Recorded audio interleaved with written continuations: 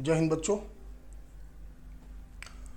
Singh sir की मुहिम अब पढ़ने का अधिकार सबको, डॉक्टर बनने का अधिकार भी सबको के तहत जो आपका फुल सिलेबस टेस्ट है उसका फिजिक्स का डिस्कशन लेकर मैं आया हूँ। और ये आपका पहला क्वेश्चन है। कह रहा है कि निश्चित दाब पर एक आदर्श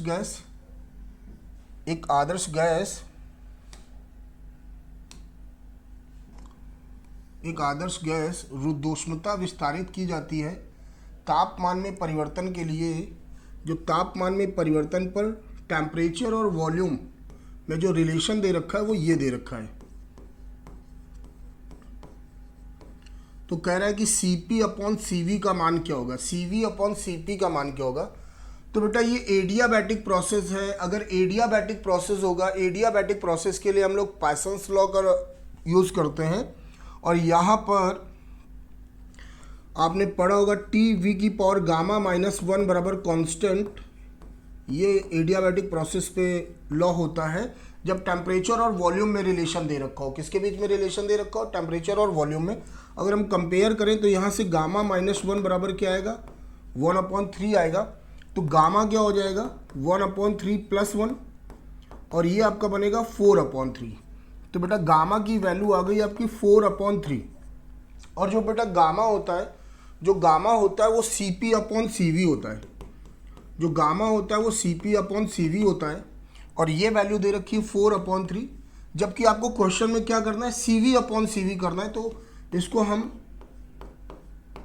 रिवर्स करेंगे और ये आएगा। और इसको जब 4 से डिवाइड करेंगे तो जो Cv/Cp होगा वो कितना हो जाएगा?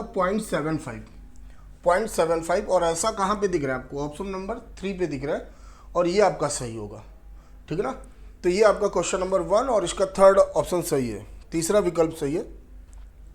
क्वेश्चन नंबर 2 कह रहा है एक डिस्क है बेटा जिसकी त्रिज्या कितनी दे रखी है? 1 मीटर दे रखी है। और इसका मास द्रव्यमान कितना दे रखा है? 1 kg। और जो इसका एंगुलर वेलोसिटी है 40 रेडियन पर सेकंड है। और कह रहा है 10 सेकंड में रोकने के लिए आवश्यक बल आघूर्ण, क्योंकि ये डिस्क है वो रोटेट हो रही है, घूर्णन गति कर रही है।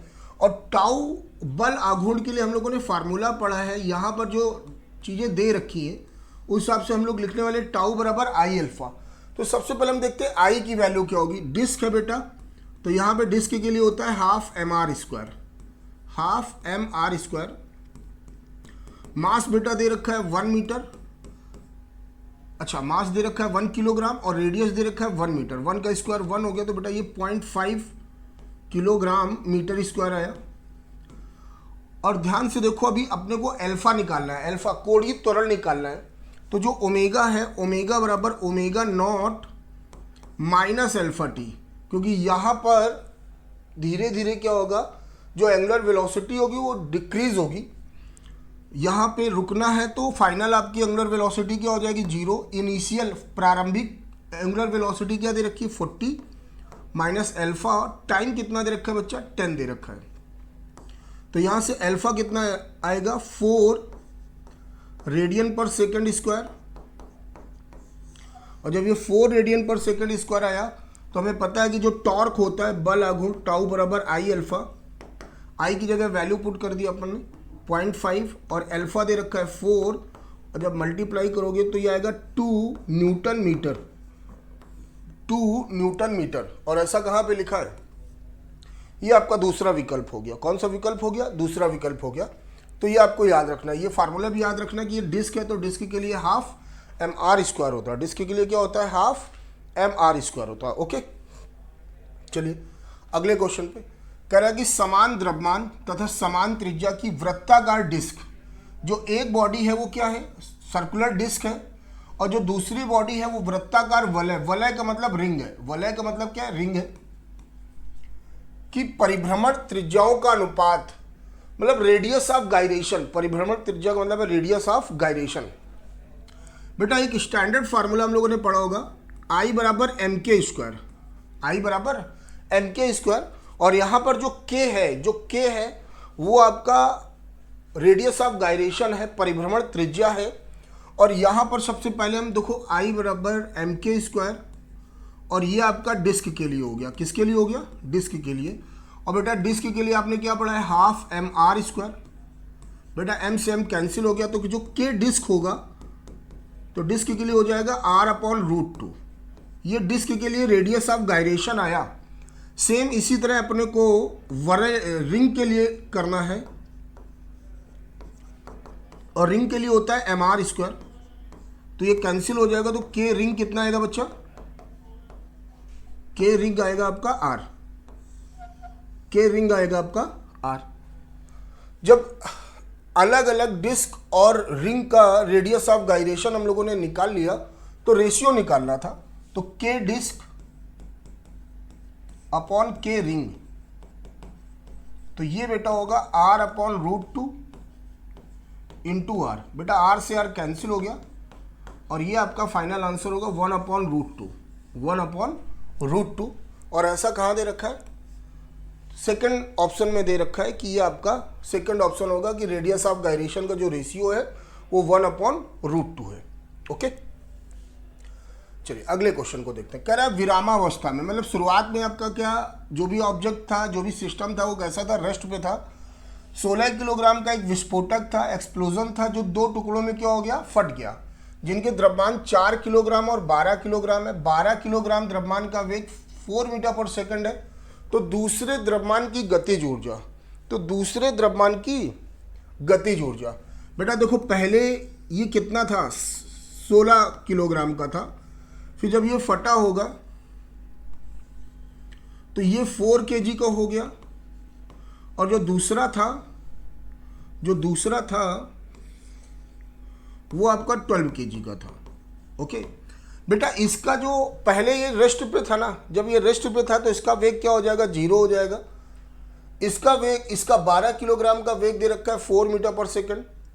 हम लोग कोशिश करेंगे 4 किलोग्राम वाले पिंड का वेग क्या होगा। तो बेटा जब इस टाइप का क्वेश्चन आएगा तो यहाँ पर शुरुआत में जो संवेग होगा वो 0 होगा, और फटने के बाद कुछ ना कुछ संवेग होगा। तो जो रेखीय संवेग संरक्षण का नियम होता है, रेखीय संवेग संरक्षण के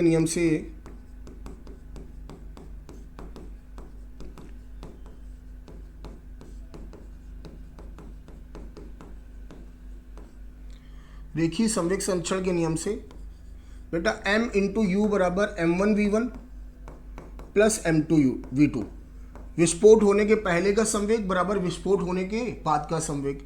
ये बेटा 16 था, विरामावस्था में था, तो इस वजह से 0 हो गया। m1 आपने 12 ले लिया, और 12 का वेट कितना दे रखा है, 4 मीटर पर सेकंड, तो ये आपका 4 हो गया। m2 आपका कितना दे रखा है, 4 दे रखा है। v2 आपको कैलकुलेट करना है, तो बेटा यहाँ से ध्यान से देखो v2 कितना आएगा, 12 मीटर पर सेकंड। अच्छा v2 यहाँ पर आ क्या रहा है, माइनस आ रहा है।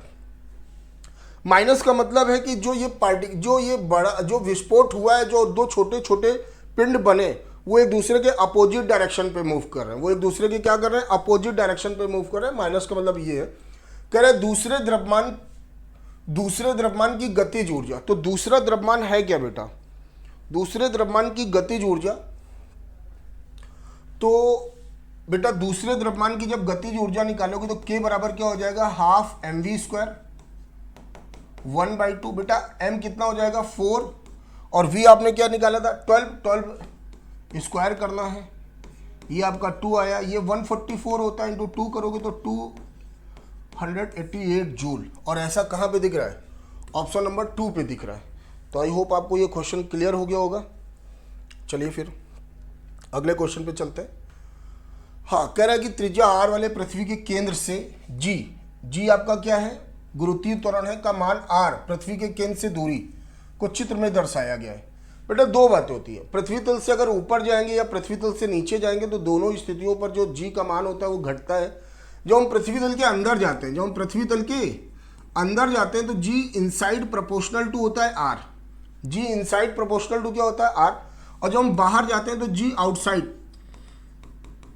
प्रोपोर्शनल टू होता है 1/r स्क्वायर, प्रोपोर्शनल टू होता है 1/r स्क्वायर।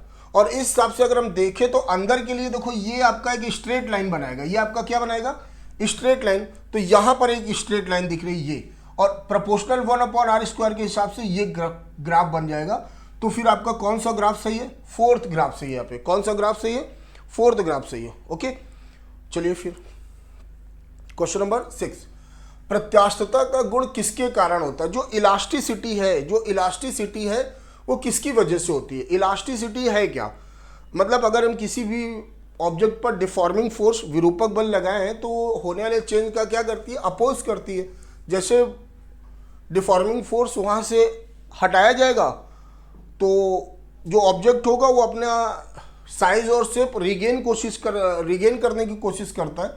तो यहाँ पर जो भी बॉडी होती है उसके अणुओं मॉलिक्यूल्स के बीच में एक फोर्स ऑफ अट्रैक्शन होता है और इस बल को क्या बोलते हैं? अंतराणविक बल, इंटरमॉलिक्यूलर फोर्स। तो इलास्टिसिटी का गुण या इलास्टिसिटी का कारण क्या है? अंतराणविक बल, इंटरमॉलिक्यूलर फोर्स। कह रहा दिए गए तापमान में निम्नलिखित में कौन सी गैस का वर्ग माध्य मूल वेग Vrms अधिकतम होता है?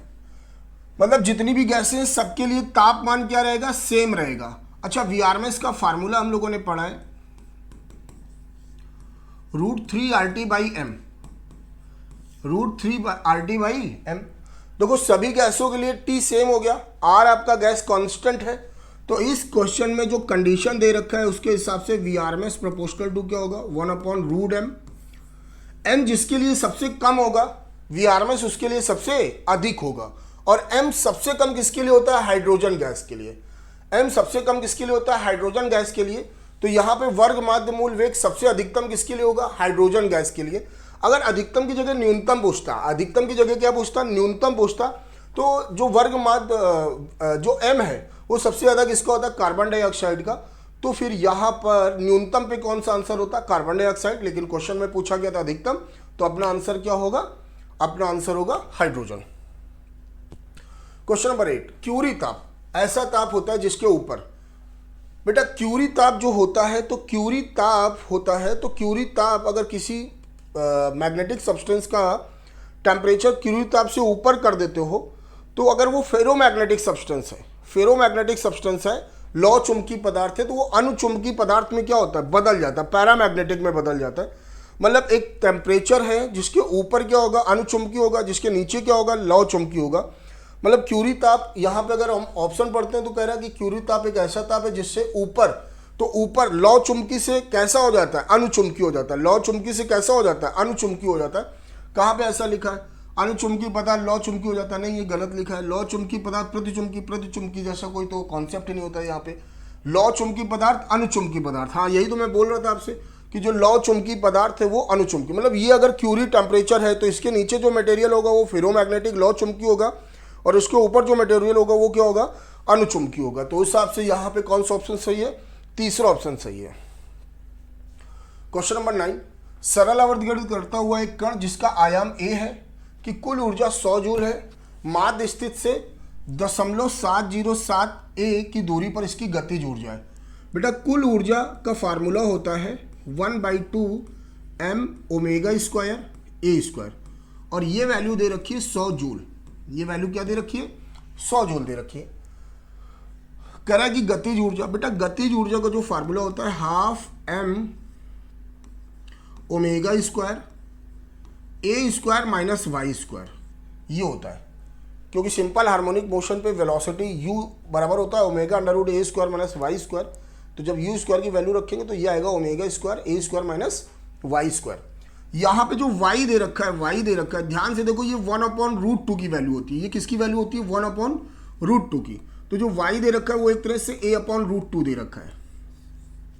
जो y दे रखा है वो एक तरह से क्या दे रखा है? a/√2 दे रखा है। तो बेटा यहाँ से k बराबर हो जाएगा 1/2 m omega square a square minus a square by 2। जो आप इसको सॉल्व करते हो तो 1/2 m omega square into a square by 2। तो इसको थोड़ा अरेंजमेंट कर देते हैं इसका।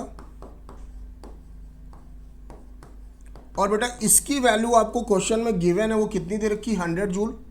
तो 1/2 इंटू 100 2 से डिवाइड करेंगे तो योर आंसर इज 50 जूल। तो यहाँ पे जो काइनेटिक एनर्जी आएगी वो 50 जूल होगी। और ऐसा किस ऑप्शन पे लिखा हुआ? सेकंड ऑप्शन पे लिखा हुआ। तो ये अपना सेकंड ऑप्शन क्या हो गया? सही हो गया। क्वेश्चन नंबर 10 कह रहा है कि दो पत्थर हैं 1 मीटर तथा 2 मीटर त्रिज्या के वृत्ताकार पथों में समान कोणीय चाल से गति कर रहे हैं, समान कोणीय चाल से गति कर रहे हैं। कह रहे हैं इनके रेखीय चालों का अनुपात x है। तो x का मान बेटा फार्मूला होता है v बराबर आर ओमेगा, फार्मूला होता है v बराबर आर ओमेगा। यहाँ पे देखोगे तो v1 बराबर r1 इंटू ओमेगा और v2 बराबर हो जाएगा r2 इंटू ओमेगा, क्योंकि दोनों की कोणीय चाल क्या दे रखी है क्वेश्चन में, सेम दे रखी है। तो यहाँ से अगर हम रेशियो निकालें तो v1 अपॉन v2 बराबर हो जाएगा r1 अपॉन r2 हो जाएगा। और बच्चा रेखीय चालों का अनुपात क्या दे रखा है x, तो v1 अपॉन v2 की जगह पर हम लोग क्या लिख सकते हैं, x लिख सकते हैं।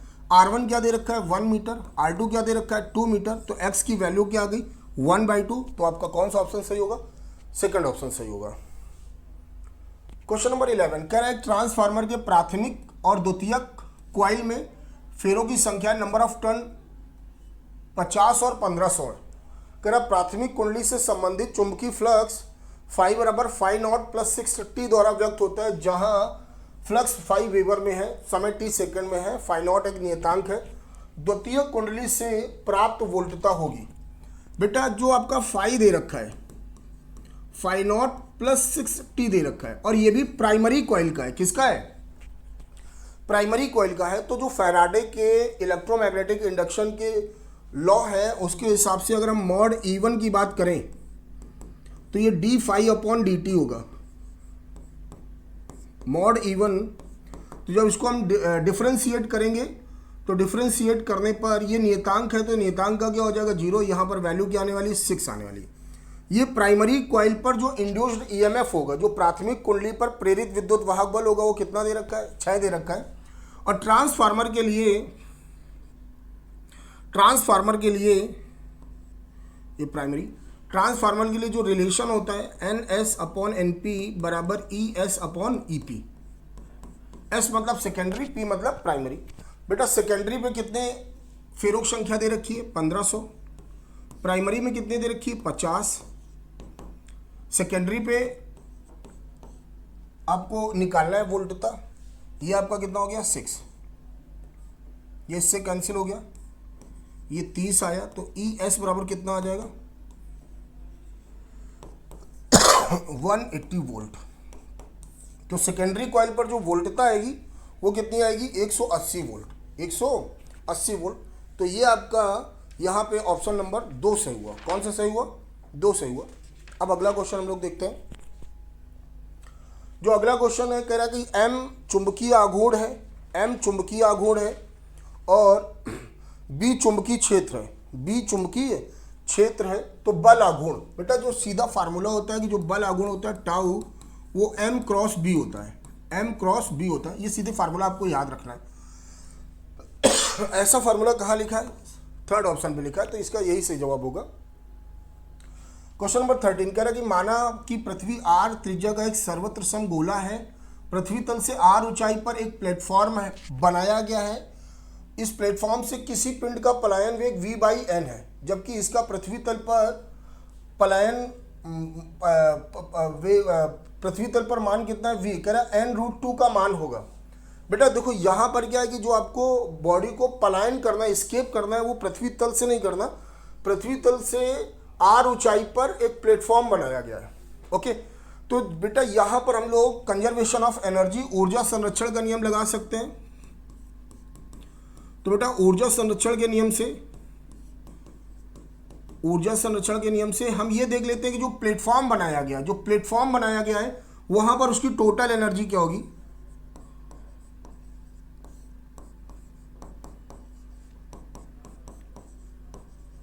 ये आपका potential energy plus kinetic energy का सम आपका टोटल एनर्जी हो गया।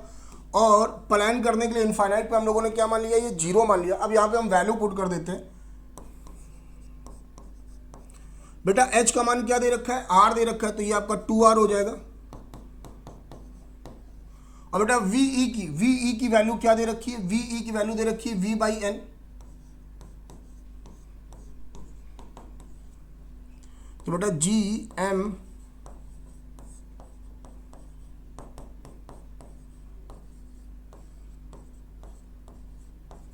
ये आपका हुआ।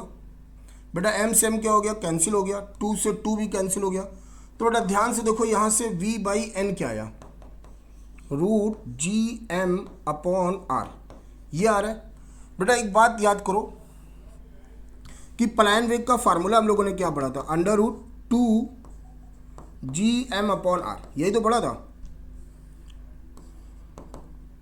तो अगर मैं यहां से ये v अपॉन रूट 2 लिखा तो ये आपका हो गया जी एम अपॉन आर। तो ध्यान देने वाली बात है बेटा कि under root g m upon r की जगह क्या लिख सकते हैं, v अपॉन रूट 2, तो ये v अपॉन एन आया और इधर लिख दिया v अपॉन रूट 2, v से v कैंसिल हो गया, n बराबर क्या आया, रूट 2 आया। अच्छा आपसे एग्जाम में, आपसे क्वेश्चन में पूछा क्या गया है आपसे क्वेश्चन में पूछा गया है n रूट 2 की वैल्यू। तो जब n रूट 2 की वैल्यू करेंगे तो रूट 2 इंटू रूट 2 होगा, तो ये आपका आ जाएगा 2। तो हिसाब से कौन सा ऑप्शन सही हो गया आपका, थर्ड ऑप्शन सही हो गया। तो 13 का आपका थर्ड ऑप्शन सही हो गया। ओके चलिए फिर क्वेश्चन नंबर 14 कह रहा है कि चित्र में दिखाए गए परिपथ में 8 ओम के प्रतिरोध में शक्ति क्षय 8 वाट है, 1 ओम के प्रतिरोध में शक्ति क्षय का मान क्या होगा। बेटा इधर भी बात देखो, यहां पे करंट मान लेते हैं कि ये भैया I1 गया और ये क्या गया, I2 गया, क्योंकि यहां से I आ रहा था। अच्छा यहां पर दोनों पे करंट क्या होगा, सेम होगा, और यहां पर ये करंट, यहां का टोटल रेजिस्टेंस सीरीज पे जुड़े श्रेणी क्रम में, तो 4I2 होगा। और ये जो ये ऊपर वाला जो है और जो नीचे वाला प्रतिरोध है ये एक दूसरे के क्या है, समांतर क्रम में है। तो ये आपका हो जाएगा 8I1 बराबर 4I2। अगर हम डिवाइड करें तो I2 बराबर क्या आएगा, 2I1। I2 बराबर क्या आएगा, 2I1। अगर 8 ओम में मैं निकालता हूं P I square into r, ये फार्मूला लगाया मैंने, तो P, अब देखो 8 ओम में अगर निकालें तो 8 ओम में शक्ति क्षय कितना हो रहा है, 8। 8 ओम में करंट कितना है, I1 इंटू आर कितना दे रखा है, 8, कैंसिल हो गया। तो I1 बेटा कितना आ गया, 1 एम्पियर आया। अगर I1 1 एम्पियर आया तो यहाँ पे वैल्यू पुट करोगे तो I2 कितना आ जाएगा, 2 एम्पियर। I2 कितना आएगा, 2 एम्पियर। अगर I2 2 एम्पियर आया तो मेरे से 1 ओम में पूछा जा रहा है, किस में पूछा जा रहा है, 1 ओम में। तो यहाँ पे P डैश बराबर फार्मूला यही लगाना है, तो P डैश बराबर 2 का स्क्वायर इंटू ये 1 ओम हो जाएगा, और यहाँ पे फाइनल आंसर क्या आ जाएगा, 4 वाट। यहाँ पे फाइनल आंसर क्या आ जाएगा, 4 वाट। और ऐसा कहाँ दे रखा है, ऑप्शन नंबर 3 पे दे रखा है। क्वेश्चन नंबर 15 किसी 3 धातुओं A B C के कार्यफलन। बेटा कार्यफलन होता क्या बेटा, वर्क फंक्शन।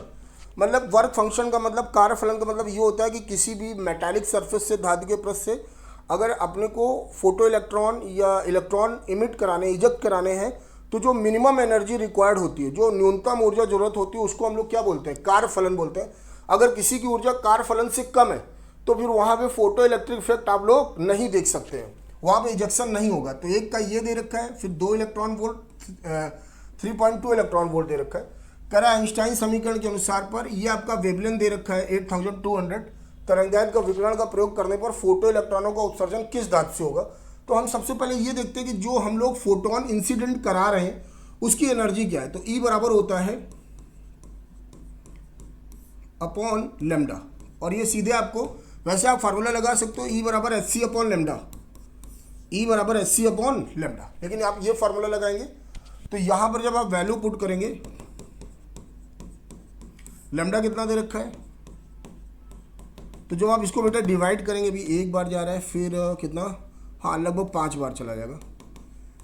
तो बेटा जो फोटोन आपने इंसिडेंट किया है उसकी एनर्जी कितनी है, 1.5 इलेक्ट्रॉन वोल्ट, और ये एनर्जी इन तीनों से क्या है, कम है।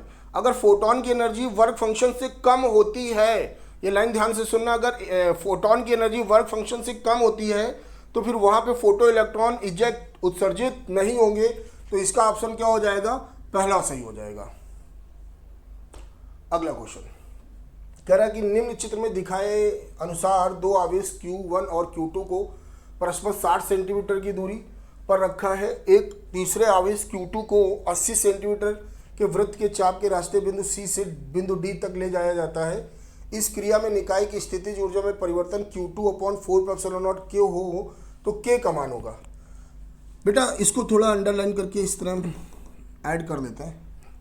अच्छा अगर इस साइड की मैं बात करूं तो ये 100 सेंटीमीटर होगा, और यहाँ पे अगर मैं इस पूरे सिस्टम का इनिशियल पोटेंशियल एनर्जी निकालता हूँ, U इनिशियल 1/4πε0। फार्मूला सबको पता है कि पोटेंशियल एनर्जी 1/4πε0 Q1 Q2/R होता है।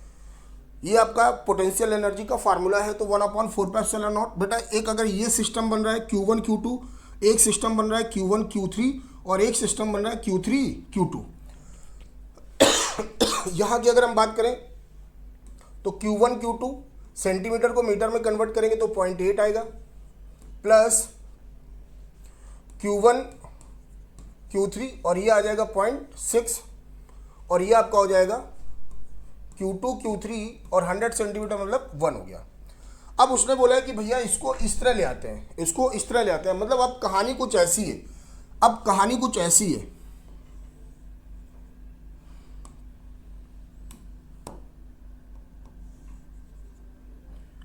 ये Q1 हो गया, ये Q2 हो गया, सॉरी ये Q3 हो गया और ये Q2 हो गया।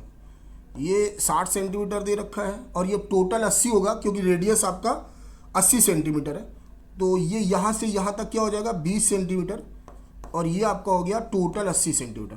अभी भी 3 सिस्टम बन रहे हैं, अभी भी 3 सिस्टम बन रहे हैं, लेकिन यहाँ पर जो हम लोग यू फाइनल निकालेंगे तो 1/4πε0 Q1 Q2 upon 0.8 plus Q1 Q3 upon 0.6 plus Q2 Q3 upon 0.2, क्योंकि अब Q2 और Q3 की डिस्टेंस क्या 0.2 है। हम लोग change in potential energy delta U निकालते हैं, you final minus you initial. तो अब जरा ध्यान से देखिएगा, ये टर्म ये टर्म ये टर्म ये टर्म सेम दिख रहा है, तो ये माइनस करने पर क्या हो जाएगा सब्ट्रैक्ट हो जाएगा, तो ये कट जाएंगे। तो ये आपका आया और इधर ध्यान से देखेंगे तो ये आपका आएगा Q1 Q2 upon 0.2 minus Q2 Q3 है Q2 Q3। अच्छा 0.2 से डिवाइड करोगे तो ये 5 Q2 Q3 आएगा। कितना आएगा 5 Q2 Q3 आएगा और ये लिखा है Q2 Q3। तो यहाँ पे जो फाइनल आंसर बना 1/4πε0 और ये हो जाएगा 4 Q2 Q3 ये बना। क्वेश्चन में क्या गिवन है, डेल्टा यू दे रखा है Q2 के अपॉन 4πε0।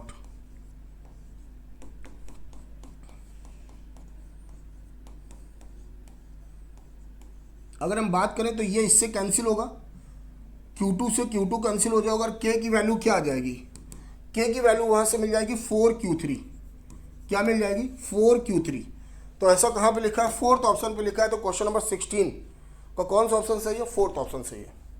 अगले क्वेश्चन में पढ़ते हैं। कह रहे समान धारिताओं के संधारित्र को चित्रानुसार एक बैटरी से जोड़ा गया है, C1 और C4 पर आवेशों का अनुपात। बेटा ध्यान से देखोगे C1 C2 और C3, ये C1 C2 और C3 ये तीनों के तीनों सीरीज पर है। अच्छा इसकी भी कैपेसिटेंस C है, इसकी भी कैपेसिटेंस C है, इसकी भी कैपेसिटेंस C है, इसकी भी कैपेसिटेंस C है, और ये जो C1 C2 C3 है ये सीरीज पर है। तो इसका जो नेट होगा वो हो जाएगा C/3, क्योंकि सीरीज कॉम्बिनेशन पर जो फार्मूला होता है वो ये होता है। तो ये C/3 हो गया। इसके नीचे आपने ये लगाया है C4, उसका भी वैल्यू C है और ये आपकी बैटरी लग गई।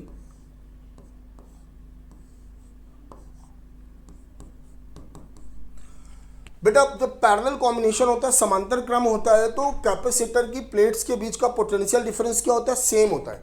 तो अगर मैं यहाँ पर चार्ज निकालता हूँ, यहाँ पे चार्ज निकालता हूँ Q1 तो C/3 इंटू V होगा। अगर मैं यहाँ पे चार्ज निकालता हूँ Q2 तो ये C इंटू V होगा। अगर मेरे को रेशियो निकालना है Q1 अपॉन Q2 तो बेटा देख रहे हैं V से V कैंसिल होगा, C से C कैंसिल होगा। फाइनली आपका जो रेशियो आएगा वो आएगा 1:3। और ऐसा कहाँ पे लिखा है, ऑप्शन नंबर 2 पे लिखा है। तो यहाँ पे आपका दूसरा ऑप्शन सही हुआ। क्वेश्चन नंबर 18 कह रहा है 7 ग्राम नाइट्रोजन गैस का दाब P, तापमान T और आयतन V है, इसका अवस्था समीकरण। बेटा जो आपका इक्वेशन ऑफ स्टेट होता है PV बराबर म्यू आर टी। अच्छा mu small m upon capital M और ये हो जाएगा RT। स्मॉल m क्या दे रखा है 7 दे रखा है। अच्छा यहाँ पे नाइट्रोजन गैस दे रखा है, क्या दे रखा है नाइट्रोजन गैस N2 मतलब 28 और ये हो जाएगा RT। तो बेटा पीवी बराबर हो जाएगा आर टी बाई 4, पीवी और क्या हो जाएगा आर टी बाई 4। तो यहाँ पे पीवी और हो जाएगा आर टी बाई 4। अच्छा इतना सॉल्व करने की जरूरत नहीं थी बेटा, यहाँ से आंसर दिख रहा था और यहाँ पे पहला ही ऑप्शन सही है आपका। कौन सा ऑप्शन सही है? पहला ही ऑप्शन सही है। क्वेश्चन नंबर 19 कह रहा है कि 200 वोल्टता पर कार्य कर रहे 100 वाट के एक बल्ब का प्रतिरोध R है तथा 100 वोल्ट पर कार्य कर रहे 200 वाट के एक बल्ब का प्रतिरोध S है, तो R अपॉन S। बेटा अपने को जो की कॉन्सेप्ट है, जो मेन फार्मूला है वो ये है कि P बराबर होता है V square upon R। P बराबर क्या होता है? V square upon R। अब जब पहला स्टेटमेंट पढ़ेंगे तो यहाँ पर वोल्टेज कितना दे रखा है? 200 वोल्ट दे रखा है। अच्छा यहाँ से अगर मैं रेजिस्टेंस के टर्म में निकालूं तो R बराबर हो जाएगा V स्क्वायर अपॉन P, और पावर क्या दे रखा है? 100 वाट। तो इस फार्मूले का अपन लोग यूज करते हैं और यहाँ पे R आ जाएगा, V की जगह हम लोग क्या लिख सकते हैं? 200 का स्क्वायर अपॉन 100, ये आपका बन गया। जो हम सेकंड स्टेटमेंट पढ़ते हैं फार्मूला वही रहेगा। यहाँ पे वोल्टेज कितना दे रखा है? 100 दे रखा है, और यहाँ पे वॉट कितना दे रखा है? 200। तो रेजिस्टेंस S है, तो ये 100 का स्क्वायर अपॉन 200। जरा डिवाइड कर देते हैं, R upon S 200 into 200 upon 100 upon 100 into 100 upon 200। बेटा देखो ये जीरो इससे कैंसिल हो गए, ये जीरो इससे कैंसिल हो गए, ये 2 कहाँ जाएगा? ऊपर जाएगा बेटा, और ऊपर जाने पे सीधे सीधे आ जाएगा 8। क्या आ जाएगा? 8। तो जो R अपॉन S है, जो R अपॉन S है उसकी वैल्यू क्या हो जाएगी? 8 हो जाएगी। और इस हिसाब से आपका कौन सा ऑप्शन सही होगा? थर्ड। क्वेश्चन नंबर 19 जब हाइड्रोजन परमाणु प्रथम उत्तेजित अवस्था पर होता है तो इलेक्ट्रॉन के पथ की त्रिज्या, बेटा फर्स्ट एक्साइटेड लेवल, जो फर्स्ट एक्साइटेड लेवल है उसका मतलब होता है n बराबर 2। ओके, n बराबर 2, क्योंकि नॉर्मल के लिए क्या होता है? जब आपका नॉर्मल होगा, अपना बेस उस पर होगा तो n बराबर 1 होगा, और यहाँ पे r प्रोपोर्शनल टू क्या होता है? n स्क्वायर होता है। तो उसके हिसाब से यहाँ पे जो रेडियस हो जाएगी वो कितनी हो जाएगी? 4 टाइम्स हो जाएगी। रेडियस कितनी हो जाएगी? 4 टाइम्स हो जाएगी। तो मूल अवस्था आपकी n बराबर 1 पे मिल रही है, और प्रथम एक्साइटेड लेवल उत्तेजित अवस्था n बराबर 2 पे मिल रही है, तो मूल अवस्था की त्रिज्या की 4 गुनी होती है। यही तो लिखा गया। तो इस हिसाब से आपका पहला ऑप्शन सही होगा। कौन सा ऑप्शन सही होगा? पहला ऑप्शन सही होगा। क्वेश्चन नंबर 21 विद्युत चुंबकीय तरंग का वेग निम्नलिखित में किसके समांतर है? बेटा आपने वेक्टर थ्योरी पे पढ़ा था, अगर A क्रॉस B बराबर C लिखा हुआ है तो जो C होता है वो A क्रॉस B के क्या होता है? पैरेलल होता है। A क्रॉस B के क्या होता है? पैरेलल होता है। ये आपका V हो गया, ये आपका E हो गया, और ये आपका क्या हो गया? B हो गया। तो जो बेटा V होगा वो किसके पैरेलल होगा? E क्रॉस B के पैरेलल होगा। किसके पैरेलल होगा? E क्रॉस B के पैरेलल होगा। तो यहाँ पे कौन सा ऑप्शन सही हुआ आपका 21 का पहला ऑप्शन सही हुआ। चलिए 22 एक साबुन के बुलबुले की त्रिज्या 2 सेंटीमीटर से बढ़ाकर 6 सेंटीमीटर करने में किया गया कार्य लगभग है, और बेटा सरफेस टेंशन कितना दे रखा है? इतना दे रखा है। अच्छा बेटा एक बात याद रखना हमेशा, साबुन का बुलबुला है तो साबुन के बुलबुले पे 2 लेयर होती है। कितनी लेयर होती है? 2 लेयर होती है। तो यहाँ पर साबुन के बुलबुले के लिए फार्मूला होता है T into 2 delta A, T into 2 delta A, T into 2। बुलबुला है तो बुलबुले के लिए 4 पाई और R2 square minus R1 square, R2 square minus R1 square, ये बनेगा। T सरफेस टेंशन है, कितना दे रखा है? 0.08 इंटू 2 इंटू 4 पाई। बेटा R2 6 सेंटीमीटर है, 36 माइनस R1 कितना है? 2 4। अच्छा ये बेटा सेंटीमीटर है तो यहाँ पे सेंटीमीटर स्क्वायर होगा तो मीटर स्क्वायर में चेंज करने के लिए 10 की पावर माइनस 4। अच्छा ये बेटा 8 हो गया, ये 2 हो गया, ये 4 हो गया, ये पाई हो गया, और ये 32 हो गया। अच्छा बेटा इसको मैंने 8 लिखा है तो ये हो जाएगा 10 की पावर माइनस 6। जो आप अच्छा एक नज़र ऑप्शन पे भी देखो, सब में पाई आ रहा है, सब में क्या आ रहा है? पाई आ रहा है। तो हमें पाई की वैल्यू लिखने की जरूरत नहीं है। तो ये बेटा देखो 8 और 8 इंटू 8 इंटू 32 पाई इंटू 10 की पावर माइनस 6 जूल,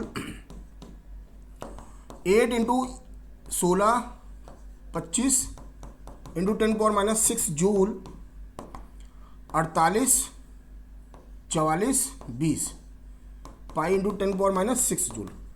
अच्छा जरा यहाँ पे नजर मारो, इस सब में मिली जूल आ रहा है। क्या आ रहा है? Milli joule. तो मिली जूल में लिखने के लिए हो जाएगा मिली जूल पे लिखने के लिए क्या हो जाएगा ये 2.048 pi into 10⁻³ milli joule. Power 3 कम कर देंगे तो हिसाब से अपना कौन सा ऑप्शन सही होगा, सेकंड ऑप्शन सही होगा। ओके, क्वेश्चन नंबर 23, जब किसी ध्रुवण शीट पर I0 तीव्रता का अध्रुवित प्रकाश आपतित होता है तो उस प्रकाश की तीव्रता जो पारगमित होगी। बेटा ये देखो किस पर गिर रहा है, ध्रुवण शीट पे गिर रहा है। अगर कोई भी पोलराइजर, किसी भी पोलराइजर पर अगर कभी भी अनपोलराइज्ड लाइट इंसिडेंट होता है, किसी ध्रुवण शीट पर अगर अध्रुवित प्रकाश गिरता है तो जो निकलेगा उसकी इंटेंसिटी हमेशा क्या होती है, आधी होती है। उसकी इंटेंसिटी हमेशा क्या होती है, आधी होती है। अगर एनालाइजर से निकल रहा होता है, विश्लेषक से निकल रहा होता है, तो हम लोग फिर मेलस के नियम का प्रयोग कर देते हैं, I/I0 cos स्क्वायर थीटा। तो इस हिसाब से यहाँ पे कौन सा ऑप्शन सही होगा, पहला ऑप्शन सही होगा। करा किसी नाभिक में न्यूक्लियनों की संख्या बढ़ती है तो प्रति न्यूक्लियन की बंधन ऊर्जा, ये बेटा द्रव्यमान संख्या हो गया, ये प्रति न्यूक्लियन बाइंडिंग एनर्जी हो गया। और जो हम लोग ग्राफ देखते हैं बेटा,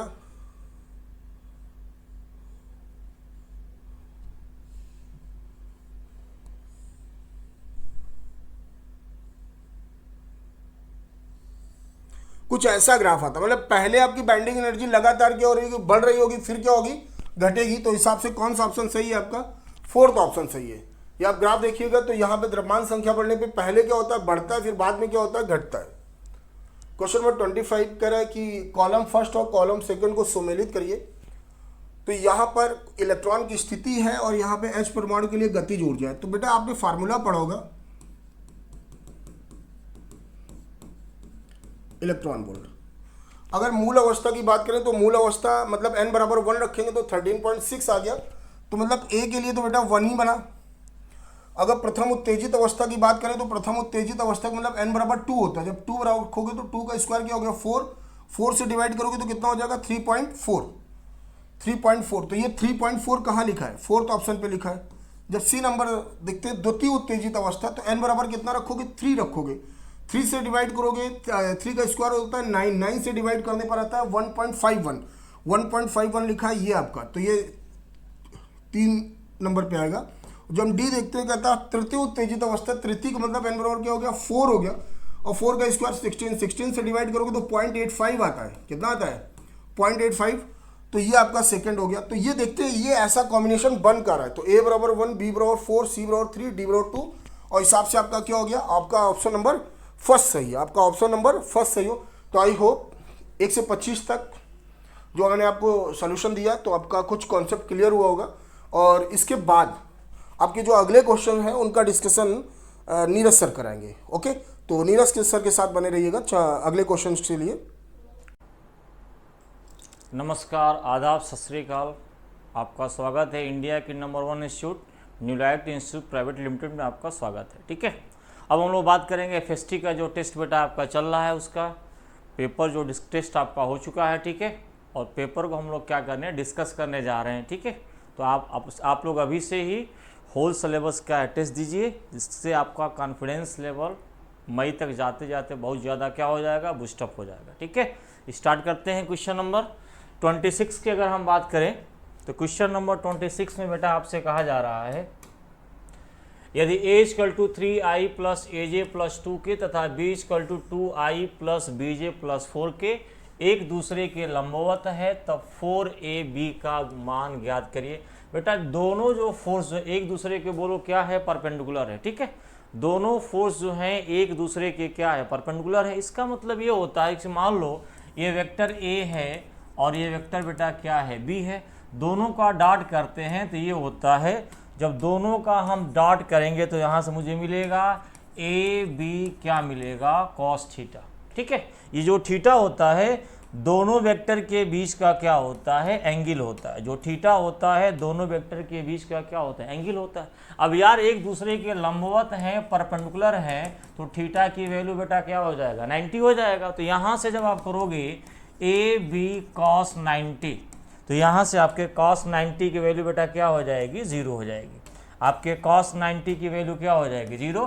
तो cos 90 की वैल्यू 0। अगर दो वेक्टर एक दूसरे के परपेंडिकुलर हैं तो उसके डॉट प्रोडक्ट की वैल्यू क्या होती है, 0 होती है। ठीक है, अब एक काम करते हैं, हमारे पास वेक्टर ए है तो यहाँ वेक्टर ए जरा लिखते हैं यहाँ पे। तो मेरे पास है 3i प्लस AJ प्लस क्या है 2k। हमारे पास बेटा वेक्टर क्या है b है, ये है 2i प्लस BJ प्लस बोलो क्या है 4k। ठीक है, अब एक काम करते हैं, इन दोनों का क्या निकालते हैं, डॉट निकालते हैं। यार जब इन दोनों का डॉट निकालते हैं एक दूसरे के परपेंडिकुलर, जिसका डॉट प्रोडक्ट की वैल्यू क्या होगी 0, डॉट की वैल्यू क्या होगी 0 हो जाएगी। ठीक है, अब यहाँ से i का गुणा किससे करते हैं, i से करते हैं, 3 इंटू 2 क्या हो गया 6 हो गया। j का गुणा बेटा किससे करेंगे, j से करेंगे तो a गुणे b क्या हो गया प्लस आपका a b हो गया। और k का गुणा बेटा किससे करते हैं, k से करते हैं, तो 2 इंटू 4 क्या हो गया यहाँ से 8 हो गया। 2 इंटू 4 क्या हो गया यहाँ से 8 हो गया। ठीक है, तो यहाँ से आपको क्या मिला 0 और 8 और 6 बेटा क्या हो गया 14, 14 प्लस क्या मिला AB, तो AB की वैल्यू यहाँ से आपको क्या मिली -14 मिली। AB की वैल्यू बेटा आपको क्या मिला -14 मिला। ठीक है, अब मुझे यार AB की वैल्यू नहीं बतानी है, मुझे बेटा 4AB की वैल्यू बतानी। तो सिंपल सी बात है, 4AB की वैल्यू मुझसे क्या है पूछा जा रहा है, तो 4 हो गया। AB की वैल्यू बेटा यहाँ पर क्या है -14 है, तो यहाँ से आपका क्या हो जाएगा माइनस क्या हो जाएगा 56 हो जाएगा। क्या हो जाएगा -56। तो यहाँ से बेटा आपका आंसर कौन सा हो जाएगा, थर्ड हो जाएगा। कौन सा हो जाएगा बोलो, थर्ड आपका ऑप्शन हो जाएगा। ठीक है, नेक्स्ट क्वेश्चन की बात करते हैं। ठीक है, नेक्स्ट क्वेश्चन की बात करते हैं, क्वेश्चन नंबर 27 की बात करते हैं। ध्यान दीजिए, क्वेश्चन नंबर 27 में जो हमारे पास दिया गया है, यदि किसी नए निकाय में बल, ऊर्जा तथा वेग की इकाइयाँ क्रमशः 20 न्यूटन है, 10 जूल है और बेटा 10 मीटर क्या है पर सेकेंड है। ठीक है, इस निकाय में दूरी की इकाई क्या होगी। सिंपल सा हमें कुछ नहीं करना, हमारे पास ये 3 जो यूनिट दी गई है, काम करते हैं जरा एनर्जी की बात करते हैं। एनर्जी की बात करते हैं तो यहाँ से बोलो क्या हो गया, फोर्स इंटू क्या हो गया डिस्प्लेसमेंट हो गया। फोर्स इंटू बोलो बेटा क्या हो गया डिस्प्लेसमेंट, या यूं कहें यहाँ से ऊर्जा की बात करेंगे तो ये बेटा तुम्हारा बल हो गया, ये बोलो क्या हो गया विस्थापन हो गया। ये बल हो गया, ये बोलो क्या हो गया विस्थापन हो गया। तो यहाँ से जो डिस्प्लेसमेंट की तुम्हारे पास वैल्यू आएगी वो एनर्जी अपान बोलो क्या आएगी फोर्स आएगी। ठीक है, एनर्जी की वैल्यू जो यहाँ पे आपको दी गई है, ठीक है, एनर्जी की वैल्यू बेटा कितना दिया गया बोलो 10 जूल दिया गया, ये आपका 10 जूल है। ठीक है, फोर्स की वैल्यू क्या है 20 न्यूटन है, तो फोर्स की वैल्यू यहाँ पे 20 न्यूटन बेटा क्या करिए पुट करिए, सिंपल सा है। तो यहाँ पे ऊपर क्या है 10 है, नीचे क्या है 20, तो यहाँ से 1/2 यानी बोलो क्या आ गया 0.5। आंसर बेटा क्या आ गया इसका 0.5 आएगा। ठीक है, तो ये हो गया आएगा तुम्हारा 0.5 क्या हो गया मीटर हो गया। क्लियर, अब आगे बढ़ते हैं, क्वेश्चन नंबर 28 की बात करते हैं। जरा इसको ध्यान से देखिएगा, क्वेश्चन नंबर 28 बेटा क्या कर रहा है, जरा इसको ध्यान से देखिए। ये दूरदर्शी की आवर्धन क्षमता आँख के श्रांत अवस्था के लिए बेटा क्या है 9 है। क्या है, रिलैक्स आई के लिए बोलो क्या है 9 है। जब इसे समानांतर किरणों के लिए समायोजित किया जाता है तो अभिदृश्यक और नेत्रिका के बीच की दूरी क्या है 20 सेंटीमीटर क्या है पाई जाती है।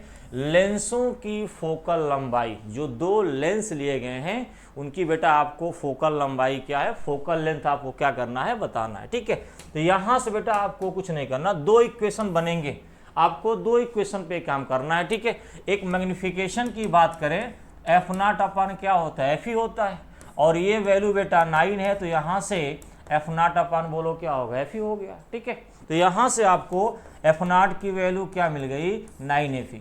ये इक्वेशन नंबर क्या हो गया फर्स्ट हो गया। ठीक है, दूसरा ये कह रहा है कि जो दोनों लेंथ की आई लेंस और ऑब्जेक्टिव लेंस की जो बीच की डिस्टेंस है, जिसको आप लेंथ आप क्या बोलते हैं इंस्ट्रूमेंट बोलते हैं, पूरे यंत्र की क्या होती है वो लंबाई मानी जाती है। ठीक है, तो F0 plus FE FO plus FE की बेटा जो लंबाई है वो बोलो क्या है 20 सेंटीमीटर। एक काम करो, यहाँ से FO की वैल्यू क्या कर दो पुट कर दो, FO की वैल्यू बेटा क्या है 9FE plus FE equal to क्या हो गया 20, तो 10FE इक्वल टू बोलो क्या हो गया 20 हो गया।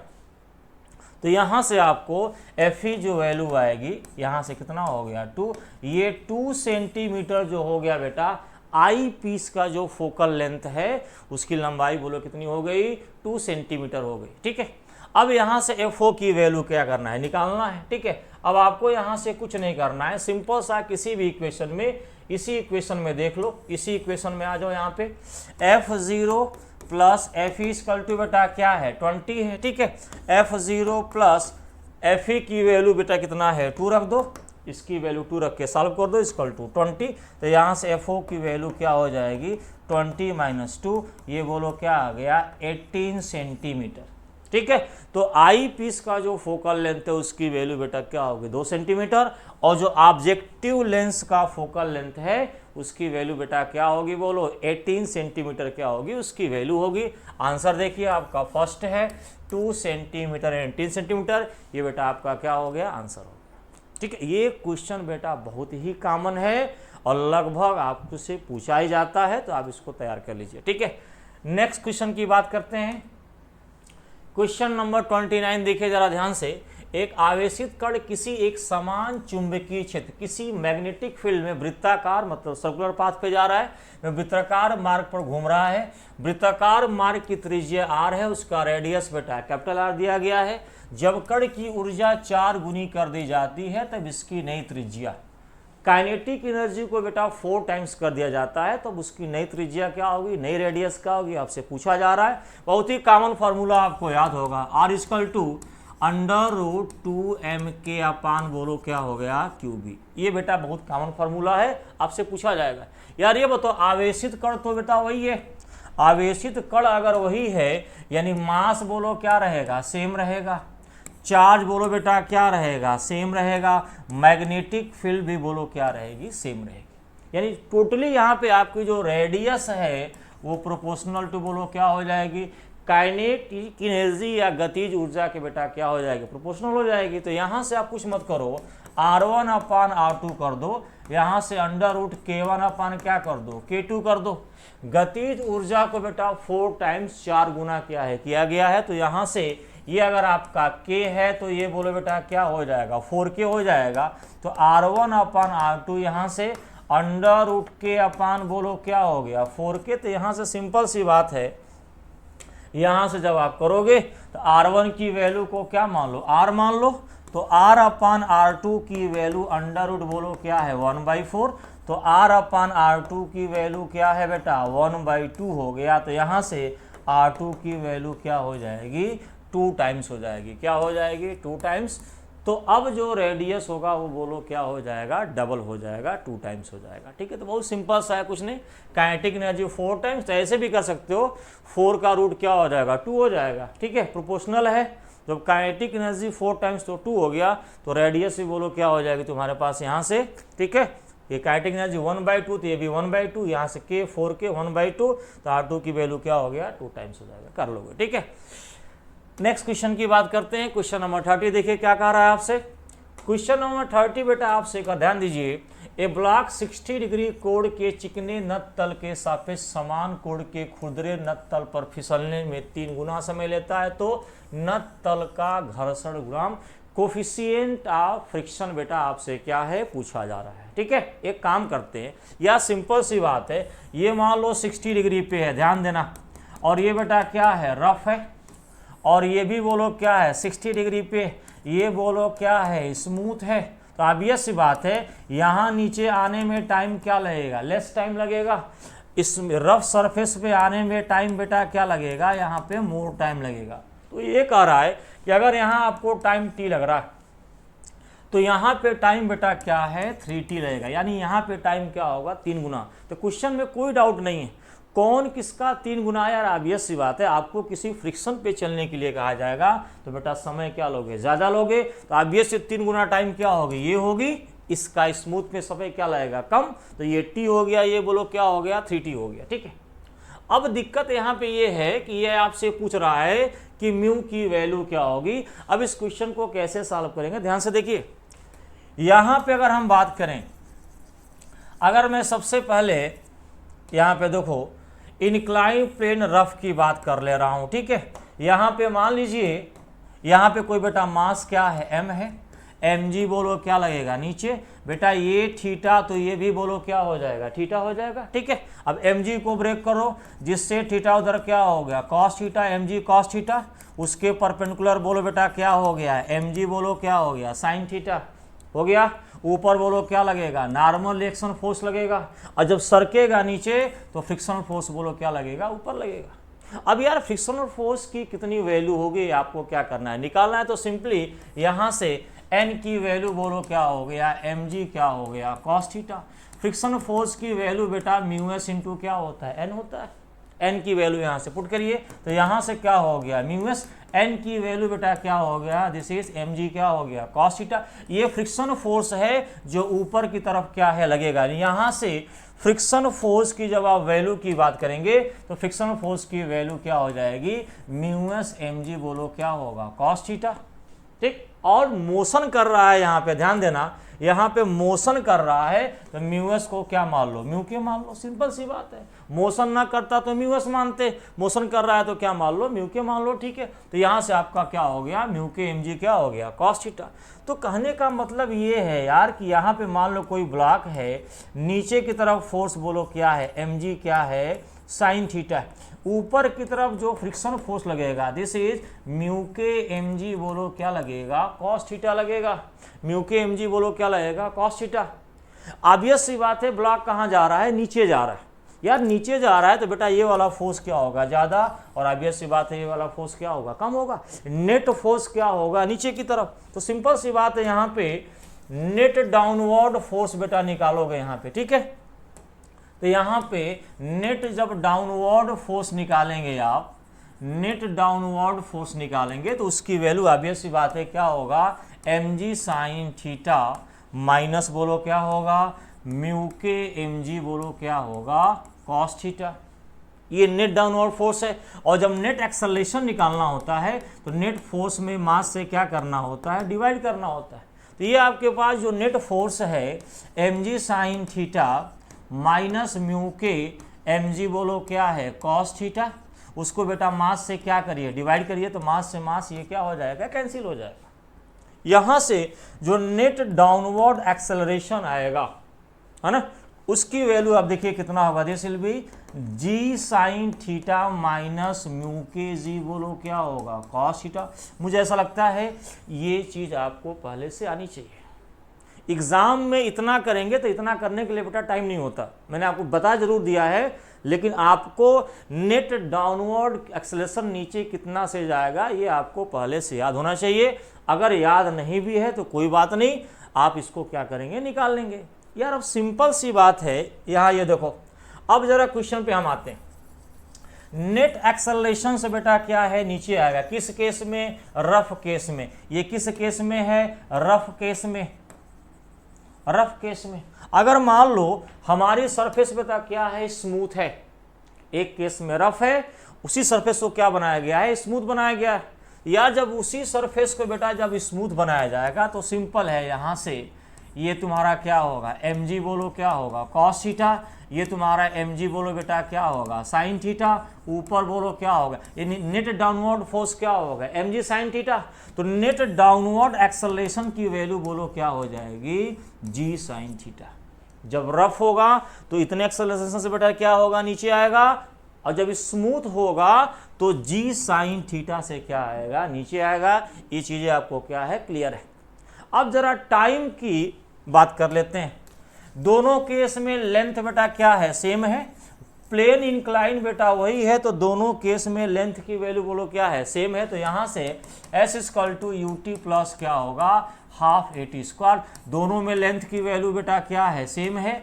इनिशियल वेलोसिटी दोनों में क्या है, 0 है। ठीक है, ये हाफ बाई 2 ये भी बेटा क्या है, कांस्टेंट है।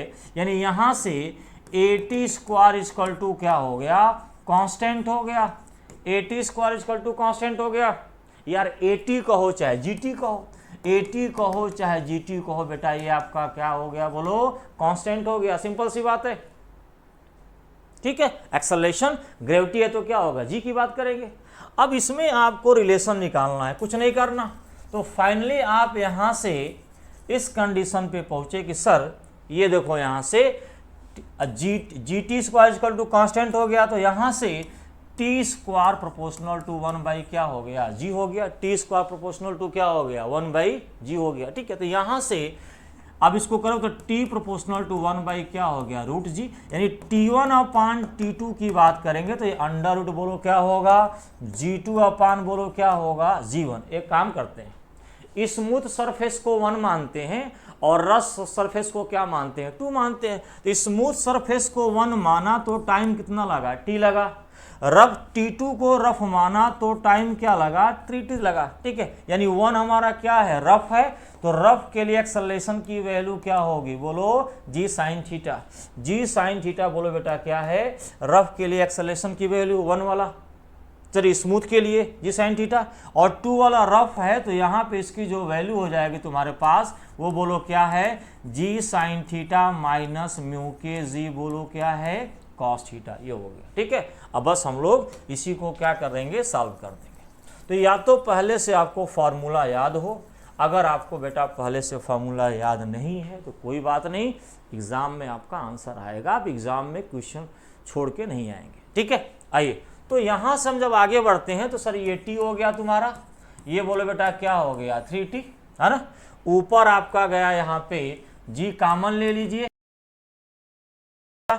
ये बेटा बोलो आपका क्या हो गया, साइन थीटा माइनस म्यू के बोलो क्या हो जाएगा,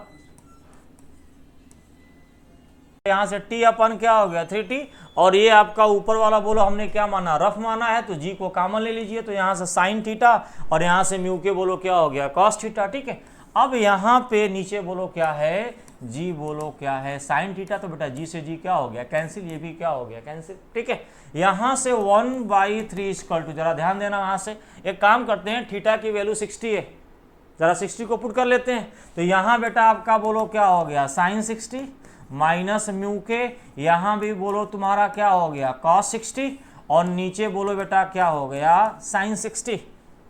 क्लियर है। काम करते हैं, दोनों तरफ स्क्वायर कर दो, तो जब दोनों तरफ हम बेटा स्क्वायर करेंगे तो यहां से दोनों तरफ स्क्वायर करने के बाद हमें यहां से बोलो क्या हो जाएगा, 1/9 हो जाएगा, 1/9 अंडर रूट बेटा क्या हो जाएगा, गायब हो जाएगा। तो यहां से सिंपली आपके पास साइन 60 माइनस म्यू के बोलो बेटा क्या है, कॉस 60 हो गया, और नीचे अपान बोलो क्या हो गया, साइन 60, जरा वैल्यू पुट करिए, 1/9 हो गया। यहाँ से साइन 60 की बेटा वैल्यू क्या होती है, √3/2 होती है, तो ये √3/2 हो गया, माइनस म्यू के कॉस 60 की बेटा वैल्यू क्या होती है, 1/2, तो यहाँ से 1 बोलो क्या हो गया, 2 हो गया।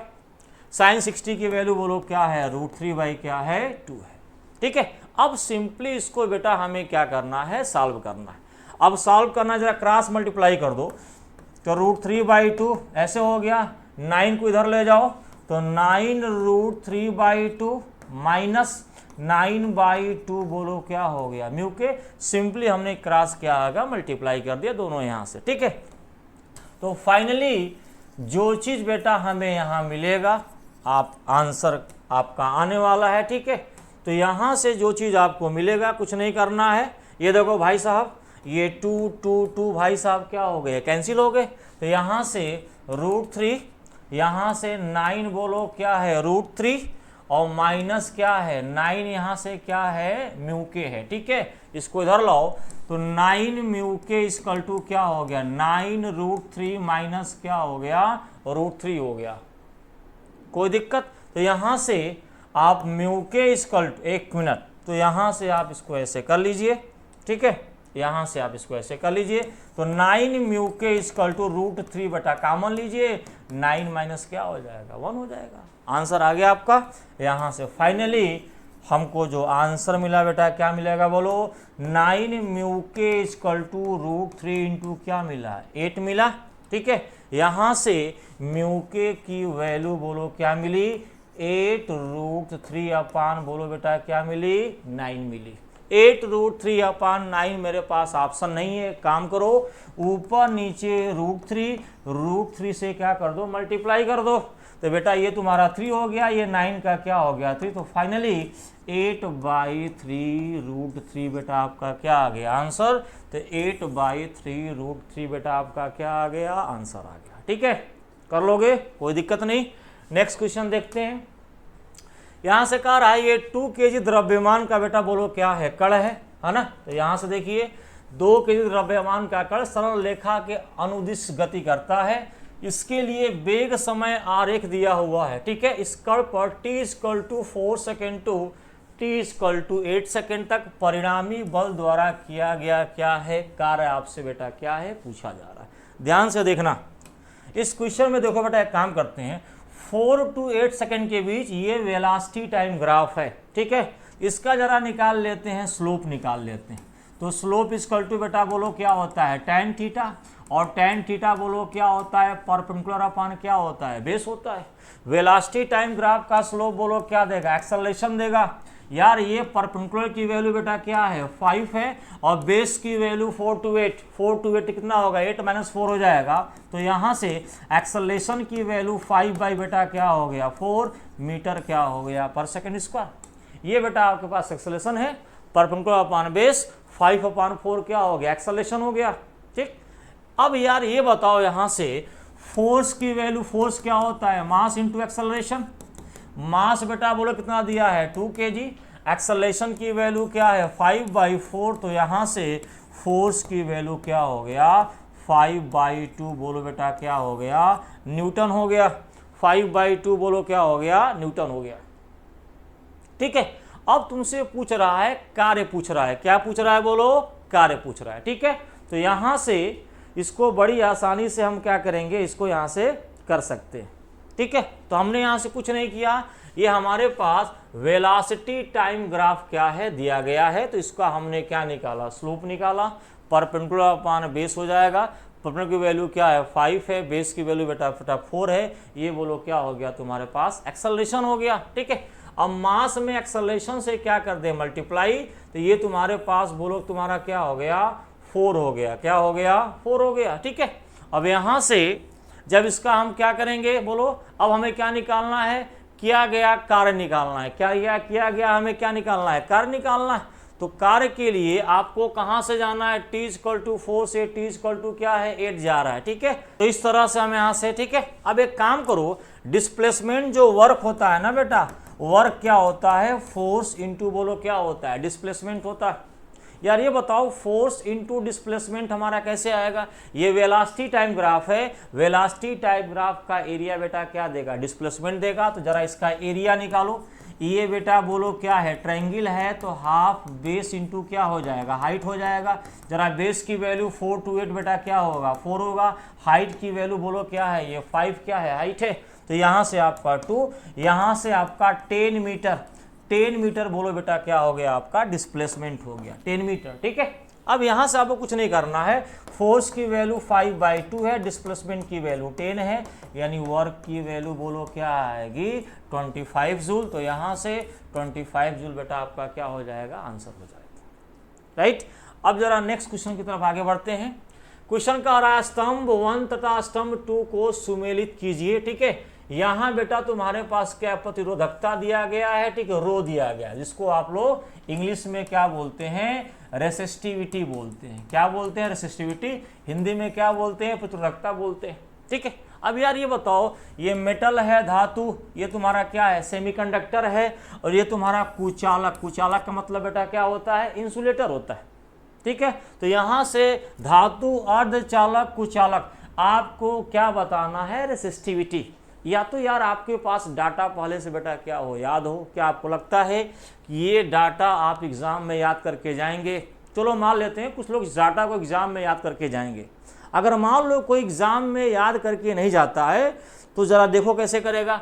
सर ये बताओ यहाँ पे ये धातु है मेटल्स है, ठीक है। तो मेटल्स की रो की वैल्यू क्या होगी, तीनों में सबसे क्या होगी कम होगी, तीनों में सबसे क्या होगी कम होगी। या सबसे कम वाली वैल्यू कौन सी है ये वाली, देखो सबसे कम वाली वैल्यू मुझे यही लग रही है बेटा, ये +25 है, ज़्यादा हो जाएगा। सबसे कम वाली वैल्यू ये लग रही है, ठीक है।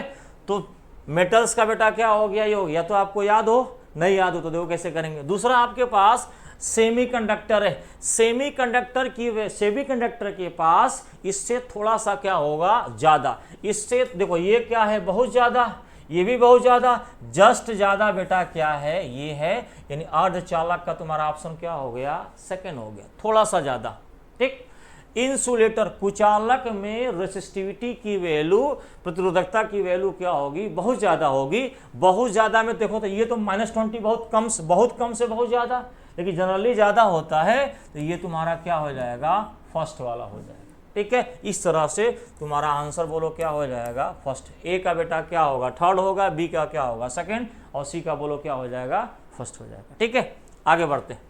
नेक्स्ट क्वेश्चन की बात करते हैं, क्वेश्चन नंबर 33। ध्यान दीजिएगा, एक समान बैटरी प्रेरक कुंडली तथा प्रतिरोध से जुड़े 3 परिपथ निम्न चित्र में प्रदर्शित हैं। ठीक है बेटा, स्विच को बंद करने के तुरंत पश्चात, ध्यान से सुनना, स्विच को बंद करने के तुरंत पश्चात और स्विच को बंद करने के बहुत समय पश्चात, दो बातें। तुरंत स्विच को, जैसे स्विच को ऑन किया तब, और स्विच के ऑन करने के बहुत देर बाद, दो बातों पे आपका क्वेश्चन क्या है, डिपेंड कर रहा है। परिपथों में बहने वाली धाराओं का घटता कम होगा। ठीक, अब ये बताओ, जैसे इस स्विच को क्या करेंगे, ऑन करेंगे, बेटा जो इंडक्टर होता है ना, ये जो इंडक्टर होता है स्टार्टिंग में रेसिस्टेंस क्या देता है, बहुत ज़्यादा देता है। जैसे स्विच को ऑन करते उस समय इंडक्टर रेसिस्टेंस क्या देता है, मैक्सिमम देता है। ज़्यादा से ज़्यादा अपोज करेगा, तो ज़्यादा से ज़्यादा अपोज करेगा, ध्यान से सुनना, अपोज यहाँ भी करेगा, अपोज यहाँ भी करेगा, अपोज यहाँ भी करेगा। यार यहाँ पे ऐसे करंट जाना ऐसे मजबूरी है, यानी सबसे करंट कौन होगी, ये वाली करंट सबसे क्या होगी, कम होगी। अब देखो यहां से करंट जब चलेगा तो इधर जाने की बजाय करंट बोलो क्या है, ऐसे आ जाएगा, ऐसे आ जाएगा। यहां पे भी करंट ऐसे जाने की बजाय करंट ऐसे आएगा, तो इसमें तो मजबूरी है जाना, एक ही रास्ता है। यहाँ पे इंडक्टर जब शुरुआती दौर में रेसिस्टेंस सबसे ज़्यादा ऑफर करेगा तो करंट कहेगा भैया हम नहीं जाएंगे, हम यहाँ नहीं, हम ऐसे ही लौट आएंगे। जब ऐसे लौटेगा तो एक रेसिस्टेंस मिलेगा, यहाँ भी कहेगा भैया हम ऐसे नहीं जाएंगे, हम ऐसे ही लौट जाएंगे। यहाँ बेटा दो, और दोनों किसमें है, सीरीज में, तो सबसे ज़्यादा यहाँ मिलेगी, ये मैक्सिमम मिलेगी, यानी I2 की वैल्यू क्या होगी, सबसे ज़्यादा। यहाँ दो रेसिस्टेंस मिलेगा, इंडक्टर तो नहीं मिलेगा ना, उसके बाद क्या मिलेगा, I3 मिलेगा। सबसे कम बेटा किस केस में मिलेगा, बोलो I1 में मिलेगा। और मेरी बात और सुन लो, यहाँ पे I1 की वैल्यू 0 है, इसका मतलब क्या है, ध्यान से देखो, इसका मतलब ये है कि इस केस में करंट की मजबूरी है इंडक्टर से पास करना, और ऐसा माना जाता है कि जैसे ही स्विच को ऑन करते हैं t=0 पे, जैसे स्विच को ऑन करते हैं उस समय इंडक्टर इनफाइनाइट रेसिस्टेंस देता है।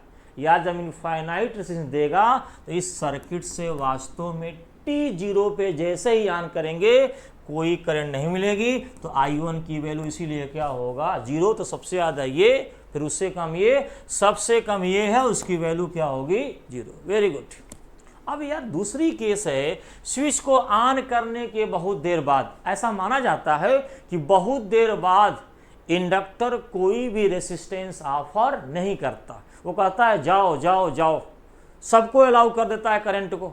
अब ये बताओ बहुत देर के बाद यार करंट तो ऐसे जाएगी, ठीक है, करंट ऐसे जाएगी तो कितने रेजिस्टेंस मिलेंगे, 2 रेजिस्टेंस तब भी मिलेंगे।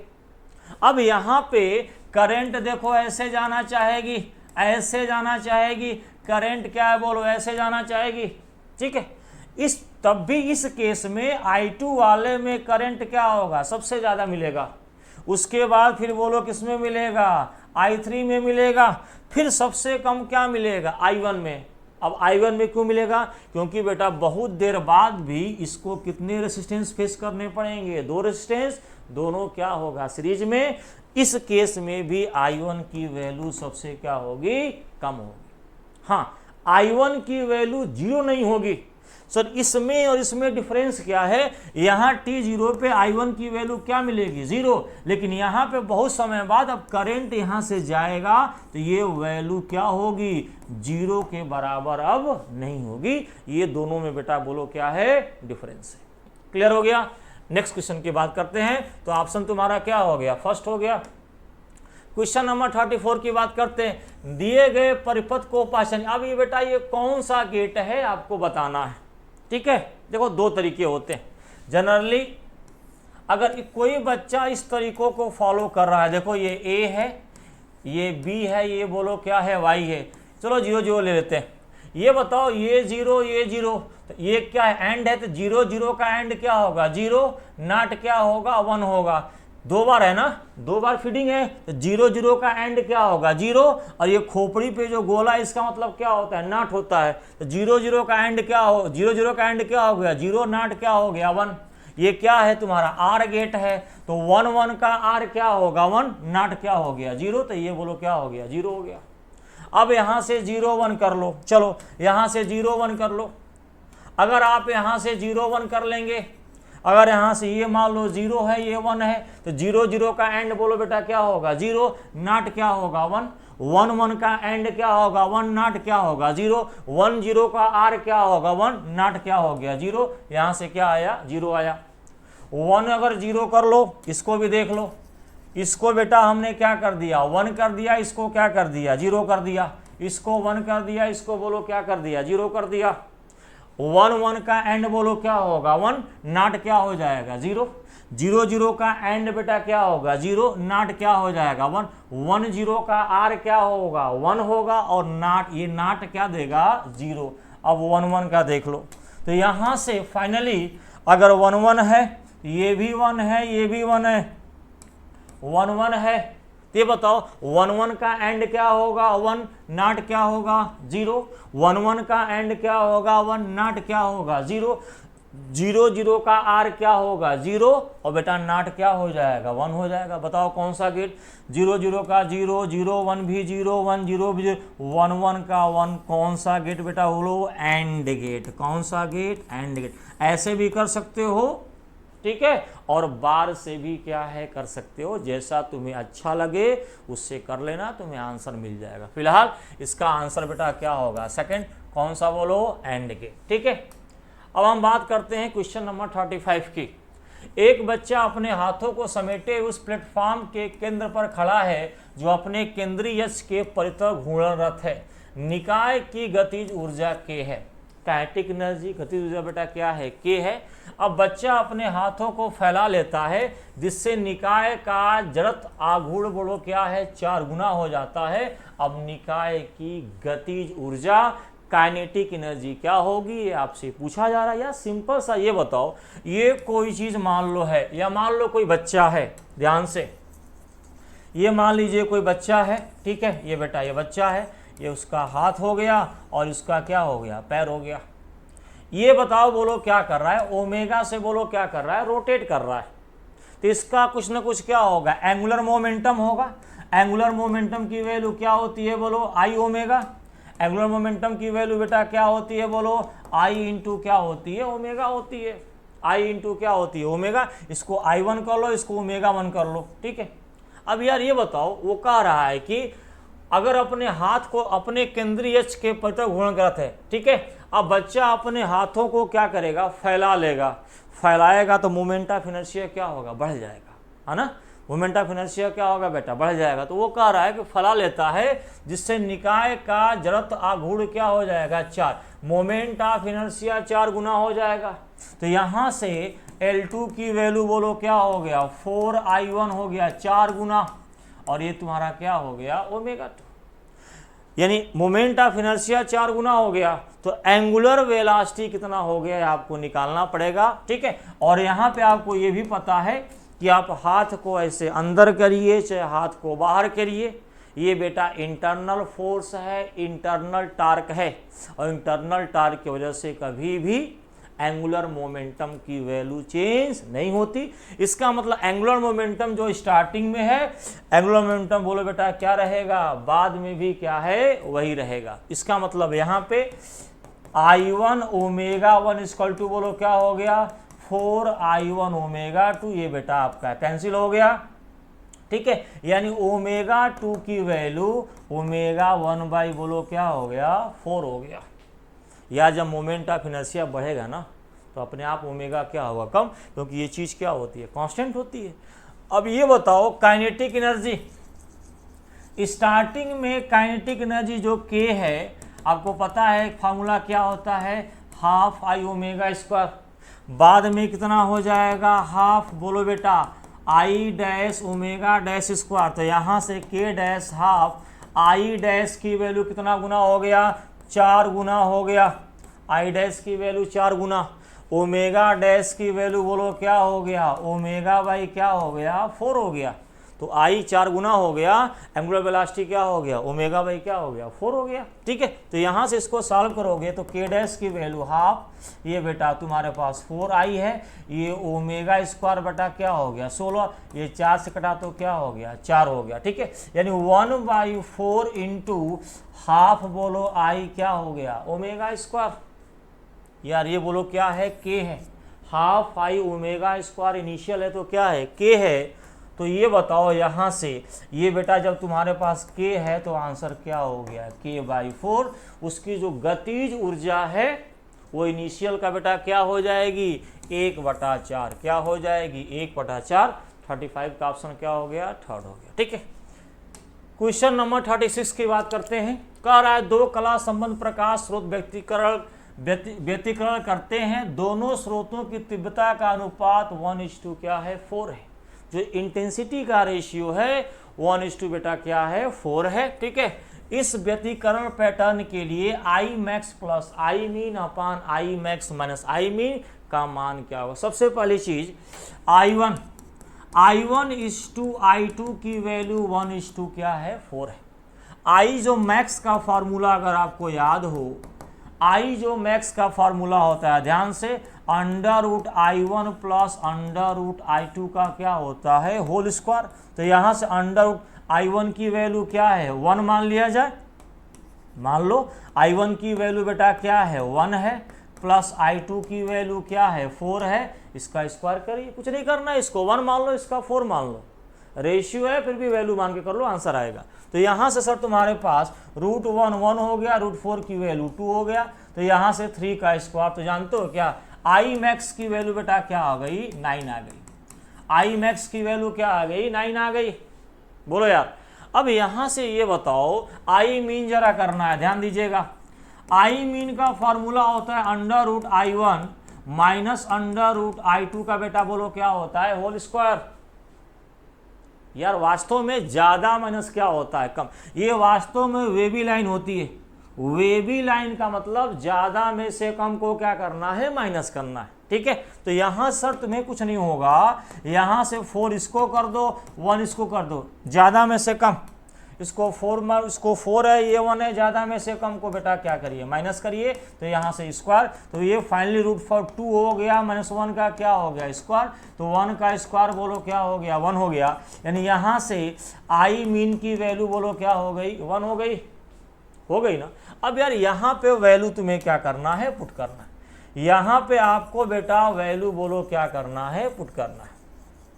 ठीक है, तो यहाँ पे जब वैल्यू आप पुट करेंगे, सिंपली आई मैक्स प्लस बोलो बेटा क्या है, आई मीन है, I max plus I mean upon I max minus बोलो बेटा आई क्या है, मीन है। ध्यान देना, अब वैल्यू को चुपचाप क्या करिए, पुट करिए। आई मैक्स की वैल्यू कितना आ रही है, 9 आ रही है। आई मीन की वैल्यू कितनी आ रही है, 1 आ रही है। ये वैल्यू बेटा बोलो कितना है, 9 है। ये वैल्यू कितना है, 1 है। तो सिंपल सा 9 + 1 अपान 9 - 1, तो 10 क्या हो गया, 8। 10/8 कहो चाहे 5/4 कहो, दोनों बातें क्या है, सेम है। तो यहाँ से ये भी सही और क्या है, ये भी सही। तो 10/8 एंड 5/4। ठीक है, चलिए क्वेश्चन नंबर 37 की बात करते हैं। निम्नलिखित में से कौन सा कथन वास्तविक वस्तु के लिए बेटा क्या है, असत्य है। असत्य है बोले तो क्या है, रंग है। जरा देखिएगा, ये भाई साहब कह रहे हैं उत्तल दर्पण, यानी ये तुम्हारा क्या हो गया, उत्तल दर्पण द्वारा उत्पन्न आवर्धन हमेशा 1 से कम या 1 के बराबर होता है। ये बिल्कुल सही है। ठीक है, समतल दर्पण द्वारा आभासी सीधी तथा समान आकार की छवि प्राप्त की जा सकती है, कैन बी, ये भी सही है। अवतल दर्पण द्वारा आभासी सीधी तथा आवर्धित छवि प्राप्त की जा सकती है, ये भी बेटा सही है। उत्तल दर्पण द्वारा वास्तविक उल्टा तथा समान आकार की छवि बनाई जा सकती है ना। उत्तल दर्पण बोले तो बेटा कौन सा, कॉन्वेक्स मिरर। कॉन्वेक्स मिरर के द्वारा जो इमेज होती है ना बेटा, आभासी होती है। क्या होती है, आभासी। आभासी का मतलब क्या हो गया, वर्चुअल हो गया, उल्टी आभासी होती है, उल्टी नहीं होती है बेटा, सीधी होती है, इरेक्ट होती है, और समान नहीं, जनरली क्या होती है, डिमिनिश्ड होती है। साइज बोलो क्या होती है, ओरिजिनल से छोटी होती है। यानी आपका फोर्थ ऑप्शन क्या है, गलत है। तो फोर्थ ही क्या हो जाएगा, ऑप्शन आपका रॉन्ग हो जाएगा, असत्य हो जाएगा। ठीक है, नेक्स्ट जरा आगे बढ़ते हैं। क्वेश्चन नंबर 38 की बात करते हैं जरा। पीएन संधि डायोड के करंट, ये तुम्हारा करंट वोल्टेज क्या है, ग्राफ है। IV लक्षण अन्य चालक के क्या होती है, समान होती है, गलत है बेटा, है ना। पीएन जंक्शन डायोड जो है कंडक्टर के समान ग्राफ क्या है, नहीं होता, रंग हो गया। पीएन संधि डायोड कमरे के तापमान पर चालक की तरह, यार ये बताओ ऐसा थोड़े, पीएन जंक्शन डायोड क्या रूम टेम्परेचर पे एक्ट एज ए कंडक्टर, बेटा हो ही नहीं सकता, ये भी क्या है, रंग है। यानी दोनों कथन और कारण दोनों बेटा क्या है, गलत हैं। 38 का आंसर बोलो क्या हो गया, 4 हो गया। ठीक है, क्वेश्चन नंबर 35 की बात करते हैं। एम द्रव्यमान की द्रव बूंदे एक के पश्चात एक किसी डी व्यास के ऊर्ध्वाधर केस नली से क्या है, निकल रही है। द्रव का पृष्ठ तनाव, कुछ नहीं करना। ये देखो मान लो ये बेटा कोई क्या है, ड्रॉप है, कोई क्या है, ड्रॉप है। तो ऐसे ऐसे ये तुम्हारा जो 2 पाई आर होगा ना, तो यहाँ से ऊपर जो फोर्स लगेगा 2 pi r into surface tension, पृष्ठ तनाव ऐसे ऐसे ऊपर की तरफ क्या लगाएगा, फोर्स लगाएगा, जो नीचे के mg को बेटा पूरी तरीके से क्या कर देगा, बैलेंस कर देगा। क्या कर देगा, बैलेंस। तो कुछ नहीं करना है यहाँ पे, 2 pi r into t equal to क्या हो गया, mg। आपसे पृष्ठ तनाव या सरफेस टेंशन बेटा क्या है पूछा जा रहा है, तो यहाँ से टी इक्वल टू mg अपान 2 पाई। और ध्यान देना यहाँ पे डायमीटर दिया गया है, व्यास स्मॉल डी, यानी डायमीटर के टर्म में आपको आंसर देना है। तो यहाँ से t इक्वल टू mg हो गया, पाई को अलग करो, क्या करो, 2r करो, रेडियस का बेटा डबल, त्रिज्या का डबल करेंगे तो ये बोलो क्या हो जाएगा, डायमीटर हो जाएगा, व्यास हो जाएगा। तो यहाँ से t इक्वल टू mg अपान बोलो क्या होगा, पाई डी, mg अपान क्या होगा, पाई डी।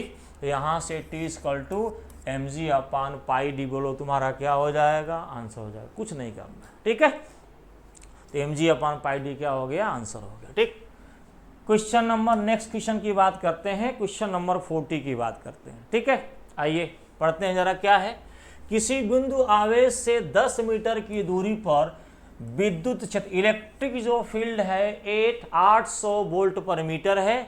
इस बिंदु पर विभव यानी पोटेंशियल आपको क्या करना है, बताना है।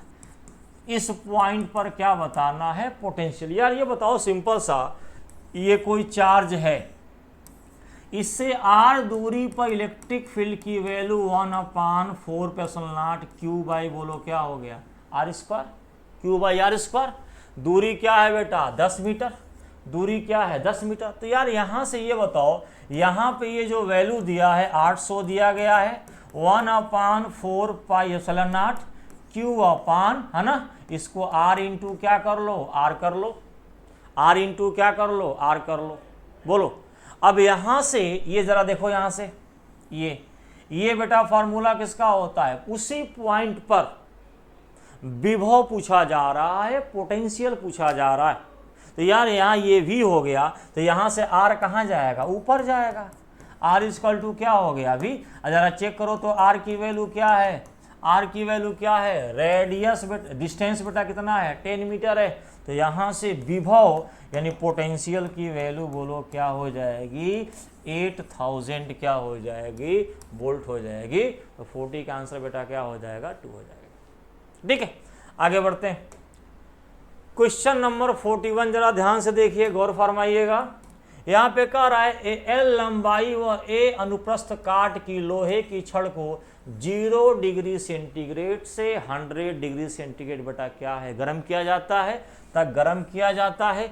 यदि छड़ का न तो विस्तार हो, लो भैया, न छड़ की लंबाई बढ़े और न उसमें कोई बंकन हो, यानी ट्विस्ट भी नहीं हो रही है, टेढ़ा भी नहीं हो रही है, तो विकसित बल F समानुपाती हो गया। सिंपल से ये बताओ, आपको ये फॉर्मूला याद है, stress to Young modulus into बेटा क्या होता है, स्ट्रेन होता है। स्ट्रेस बोलो क्या होता है, फोर्स अपान एरिया। स्ट्रेन बोलो बेटा क्या होता है, डेल्टा एल अपान क्या होता है, एल होता है। यही तो होता है। अब ये बताओ, लंबाई डेल्टा एल की वैसे वैल्यू कितनी होगी, डेल्टा एल की वैल्यू एल बोलो अल्फा क्या होती है, डेल्टा थीटा होती है। तो यहाँ से एफ बाई ए करोगे यंग मॉडुलस, ऊपर इसको छाप दोगे एल अल्फा डेल्टा थीटा अपन एल। तो ये भाई साहब क्या हो गए, कैंसिल हो गए। तो यहाँ से बेटा आपको मिलेगा f by a equal to Young modulus, है ना। यहाँ से ऊपर जरा बताओ क्या मिलेगा, अल्फा डेल्टा थीटा। तो यहाँ से बेटा आपको मिलेगा यंग मॉडुलस अल्फा डेल्टा क्या मिलेगा, theta. F equal to y a alpha delta theta, y alpha delta. अब ये बताओ यहाँ से क्या समानुपाती है लंबाई के, नहीं, लंबाई के समानुपाती नहीं है। तो ये क्या हो गया, L0 area force upon area, a का पावर माइनस नहीं है, F प्रोपोर्शनल टू ए है, F प्रोपोर्शनल टू ए है, यहाँ ए का पावर -1 है। तो ये क्या हो गया, गलत हो गया। लंबाई है ही नहीं, लंबाई पे डिपेंड नहीं करता, तो ये भी गलत हो गया, ये भी गलत हो गया। तो आंसर क्या है, इस समय जो फोर्स होगा, जो बल होगा, वो लेंथ के लंबाई के समानुपाती नहीं होगा तो उसी को F प्रोपोर्शनल टू L का पावर क्या बोल दिए, 0 बोल दिए। ठीक है, आगे बढ़ते हैं। अगला क्वेश्चन देखिए जरा बच्चा पार्टी। अगला क्वेश्चन ये कह रहा है कि चित्र में Q आवेश घन की एक फलक पर स्थित है तथा आवेश प्लस Q के कारण घन पर विद्युत फ्लक्स, इलेक्ट्रिक फ्लक्स, यहाँ पे बेटा इसके है ना, इसके मतलब क्या है, फेस पे एक चार्ज क्या है रखा गया है और आपको बताना है कि ये एक क्यूब से कितना फ्लक्स क्या है देगा। ये बताओ, इसको पूरी तरीके से चारों तरफ से आपको क्या करना है, ढकना है। क्या करना है, ढकना है। कैसे ढकोगे, एक क्यूब है, एक क्यूब यहाँ पे और ला करके क्या करो, इसको ढक दो।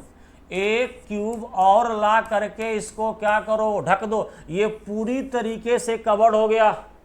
इधर से देखोगे नहीं दिखेगा, उधर से देखोगे नहीं दिखेगा, ऊपर से झांकोगे तब भी नहीं दिखेगा।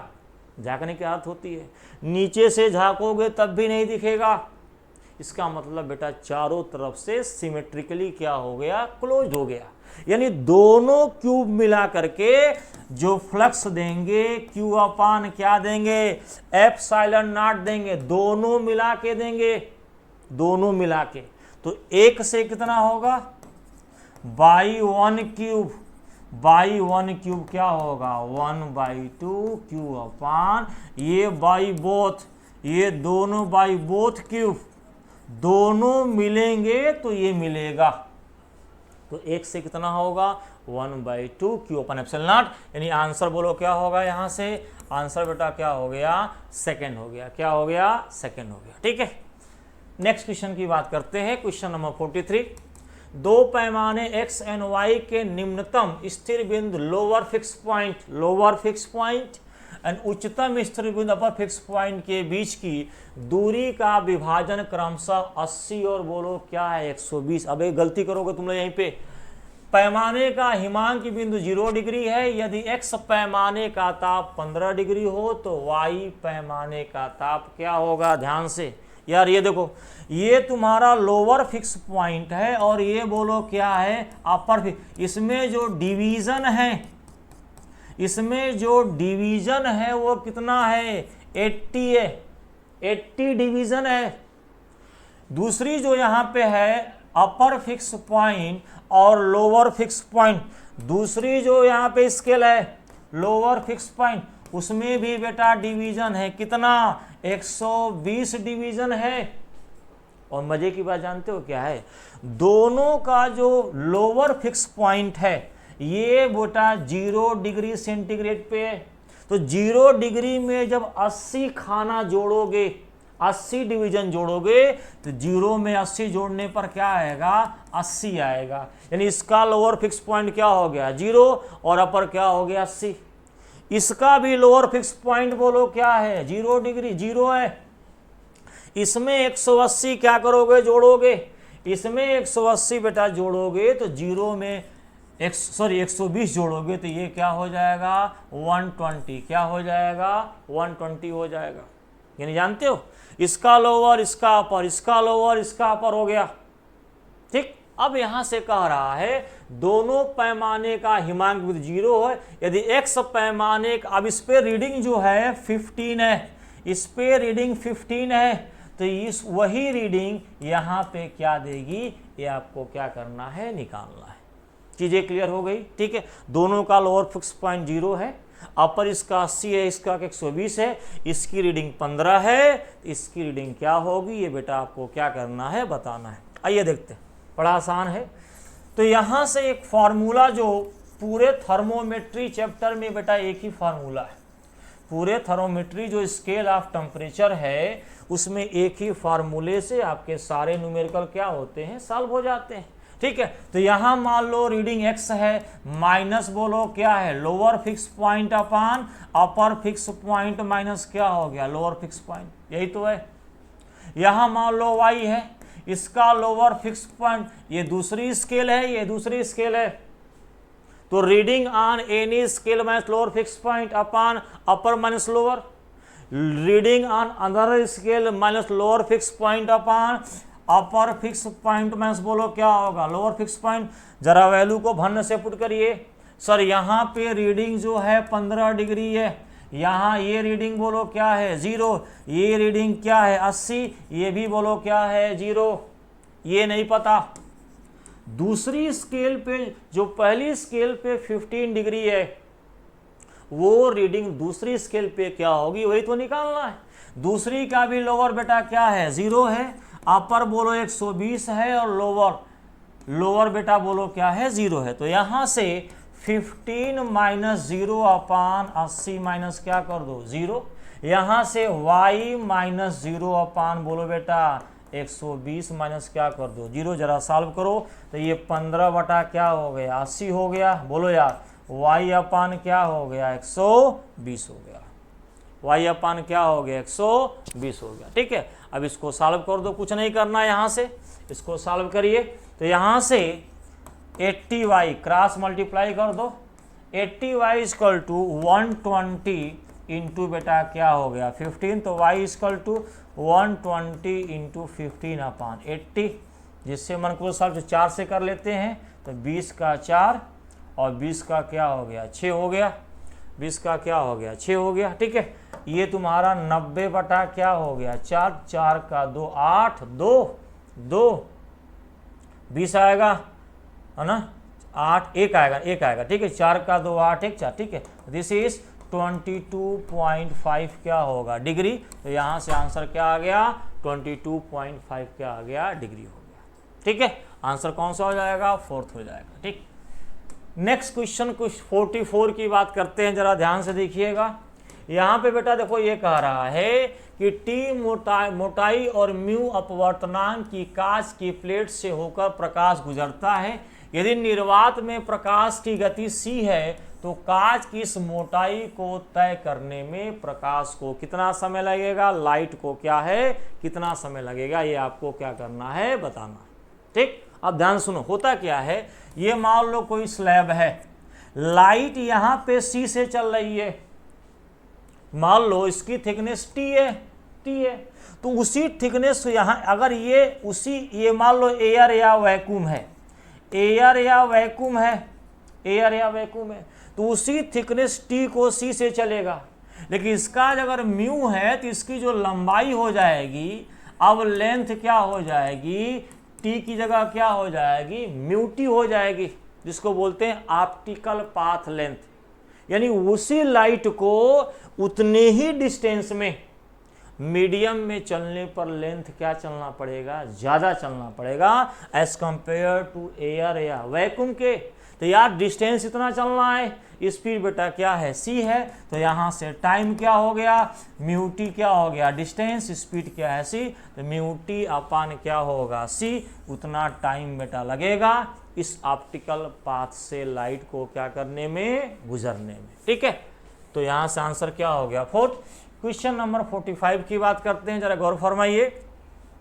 क्वेश्चन नंबर 45 ये कह रहा है, जरा देखिए बेटा, m द्रव्यमान के चाकू को उसकी नोक की ओर से ऊंचाई s से लकड़ी की सतह पर क्या है, गिराया जाता है। यदि चाकू लकड़ी में s दूरी तक गति कर पाता है तो लकड़ी द्वारा चाकू पर आरोपित औसत प्रतिरोधी बल कितना हो गया। सिंपल से ये बताओ, कोई चाकू है, h तो ऐसे गिरा, h ऐसे गिरा और s इसमें बेटा क्या हो गया, धस गया। h हाइट से गिरने के बाद s क्या है, धस रहा है, यानी इतना इसका बोलो क्या होगा, यानी इतने से इसकी पोटेंशियल एनर्जी कितनी थी बोलो, mgh प्लस क्या है s, यानी इतनी एनर्जी के साथ वो गिरेगा, h प्लस s के साथ क्या है, गिरेगा। अब यार इस एनर्जी को अपोज किया जाएगा, इसको अपोज किया जाएगा तो कुछ नहीं, mgh प्लस s, इस एनर्जी को अपोज किया जाएगा अपोजिट फोर्स से, अपोजिट फोर्स इनटू क्या है, डिस्प्लेसमेंट। एनर्जी को एनर्जी से बैलेंस कर दो, ये एनर्जी थी और धसी तो ये रेसिस्टिव फोर्स है और ये क्या है, डिस्प्लेसमेंट है, तो फोर्स इनटू डिस्प्लेसमेंट भी क्या होता है, वर्क होता है, और ये s की वैल्यू इस s के क्या हो जाएगी, बराबर हो जाएगी। तो यही f क्या है पूछ रहा था, f की वैल्यू यहाँ से हो जाएगी mgh प्लस s अपान बेटा क्या हो जाएगा s को जरा अंदर कर लो, तो mg यहाँ से हो गया h बाई s प्लस क्या होगा s बाई s, तो यहाँ s बाई s कैंसिल तो क्या हो गया 1 हो गया। ठीक है, तो फाइनली यहाँ पे जो बेटा रेसिस्टिव फोर्स प्रतिरोधक बल की जो वैल्यू होगी mg होगी h बाई s प्लस क्या होगी 1, तो mgh plus h by s plus 1, answer क्या हो गया, सेकंड हो गया, आंसर क्या हो गया सेकंड। सिंपल सा कंजर्वेशन ऑफ एनर्जी को अप्लाई कर दो। ठीक है, तो यहाँ से क्वेश्चन नंबर 46 की बात करते हैं, ध्यान से सुनिएगा। ये क्वेश्चन भाई साहब बोल रहे हैं x अक्ष के अनुदिश गति कर रही एक तरंग का समीकरण y equal to 0.01 cos alpha x minus beta t है। यदि तरंग की तरंग दर तथा आवर्त काल क्रमशः 0.1 मीटर तथा 4 सेकेंड हो तो अल्फा और बीटा के मान उचित मात्रकों में क्या होंगे। देखो कुछ नहीं करना, ये बेटा देखो फ्रीक्वेंसी दिया हुआ है, ठीक है, और एक बोलो क्या दिया गया है, वेवलेंथ दिया गया। सिंपल सा देखो यहाँ इक्वेशन है y equal to 0.01 cos alpha x minus बोलो क्या है बीटा टी। तो लिखे तो y equal to a cos, ये क्या होता है ks माइनस क्या होता है, ks माइनस क्या होता है ओमेगा टी प्लस kx, तो यहाँ से ओमेगा टी, यानी जो हमारा जनरल इक्वेशन है उस इक्वेशन से इसको हम क्या करेंगे बेटा, कंपेयर करेंगे। यार कंपेयर करोगे तो यहाँ पे बताओ अल्फा की जो x ऐसे हो गया, यानी k की वैल्यू क्या हो जाएगी, अल्फा हो जाएगी, सिंपल सा। तो यहाँ से अल्फा इक्वल टू बोलो क्या हो गया k, और k की वैल्यू क्या होती है 2 पाई बाई क्या होती है, लैम्डा होती है, 2 पाई बाई लैम्डा k की वैल्यू होती है। तो यहाँ से अल्फा इक्वल टू 2 पाई, जरा लैम्डा की वैल्यू कितना है बेटा, देखो तरंग दर्द की वैल्यू कितना है 0.1 है, तो यहाँ से 0.1 है, तो अल्फा की वैल्यू क्या हो गई 20 पाई, एक आंसर आ गया। दूसरा बीटा की वैल्यू, यानी टी से टी, ठीक है, तो बीटा की वैल्यू क्या होगी, ओमेगा के बेटा क्या होगी, बराबर होगी, यानी बीटा की वैल्यू ओमेगा। तो जरा बताओ ओमेगा क्या होता है, 2 पाई अपान क्या होता है, कैपिटल टी होता है, और 1/t क्या होता है, फ्रीक्वेंसी होता है। तो यहाँ से बीटा की वैल्यू 2 पाई क्या हो गया, फ्रीक्वेंसी, और फ्रीक्वेंसी की वैल्यू कितना दिया है 4 दिया हुआ है, कितना दिया है बोलो 4 दिया हुआ है, तो ये बेटा क्या हो गया 4, तो बीटा की वैल्यू क्या हो गई 8 पाई, बीटा की वैल्यू क्या हो गई 8 पाई। तो यहाँ से जरा ये बताओ बीटा की वैल्यू यहाँ से, अच्छा एक मिनट, वो टी दिया हुआ, रुक जाओ, ये बेटा आपका क्या दिया गया है, टी दिया गया है, ठीक है, तो टी रख लो, क्या दिक्कत है। तो यहाँ से फाइनली ये बेटा टी की वैल्यू दिया गया है, टाइम पीरियड कितना है, 4 है, तो यहाँ से सर बीटा इजकल टू 2 पाई अपान बेटा क्या कर लो, 4 कर लो, तो यहाँ से तुम्हारा क्या हो गया, 0.5 पाई, तो बीटा की वैल्यू 0.5 पाई कर लो, या पाई बाई क्या कर लो, 2 कर लो। जरा बताओ कौन सा आंसर है। अल्फा की वैल्यू 20 पाई और बीटा की वैल्यू पाई बाई 2। ये देखो ये भाई साहब बैठे हुए हैं, फोर्थ ऑप्शन बेटा क्या है, सही है, बीटा की वैल्यू पाई बाई 2 कह लो चाहे 0.5 कह लो, बात क्या है, सेम, ठीक है। नेक्स्ट क्वेश्चन की बात करते हैं, क्वेश्चन नंबर 47, देखो बहुत ही अच्छा क्वेश्चन है। चित्र में दिखाई गई बैटरी के सिरों पर विभवांतर होगा, आर क्या है, बैटरी का आंतरिक प्रतिरोध, इंटरनल रेसिस्टेंस।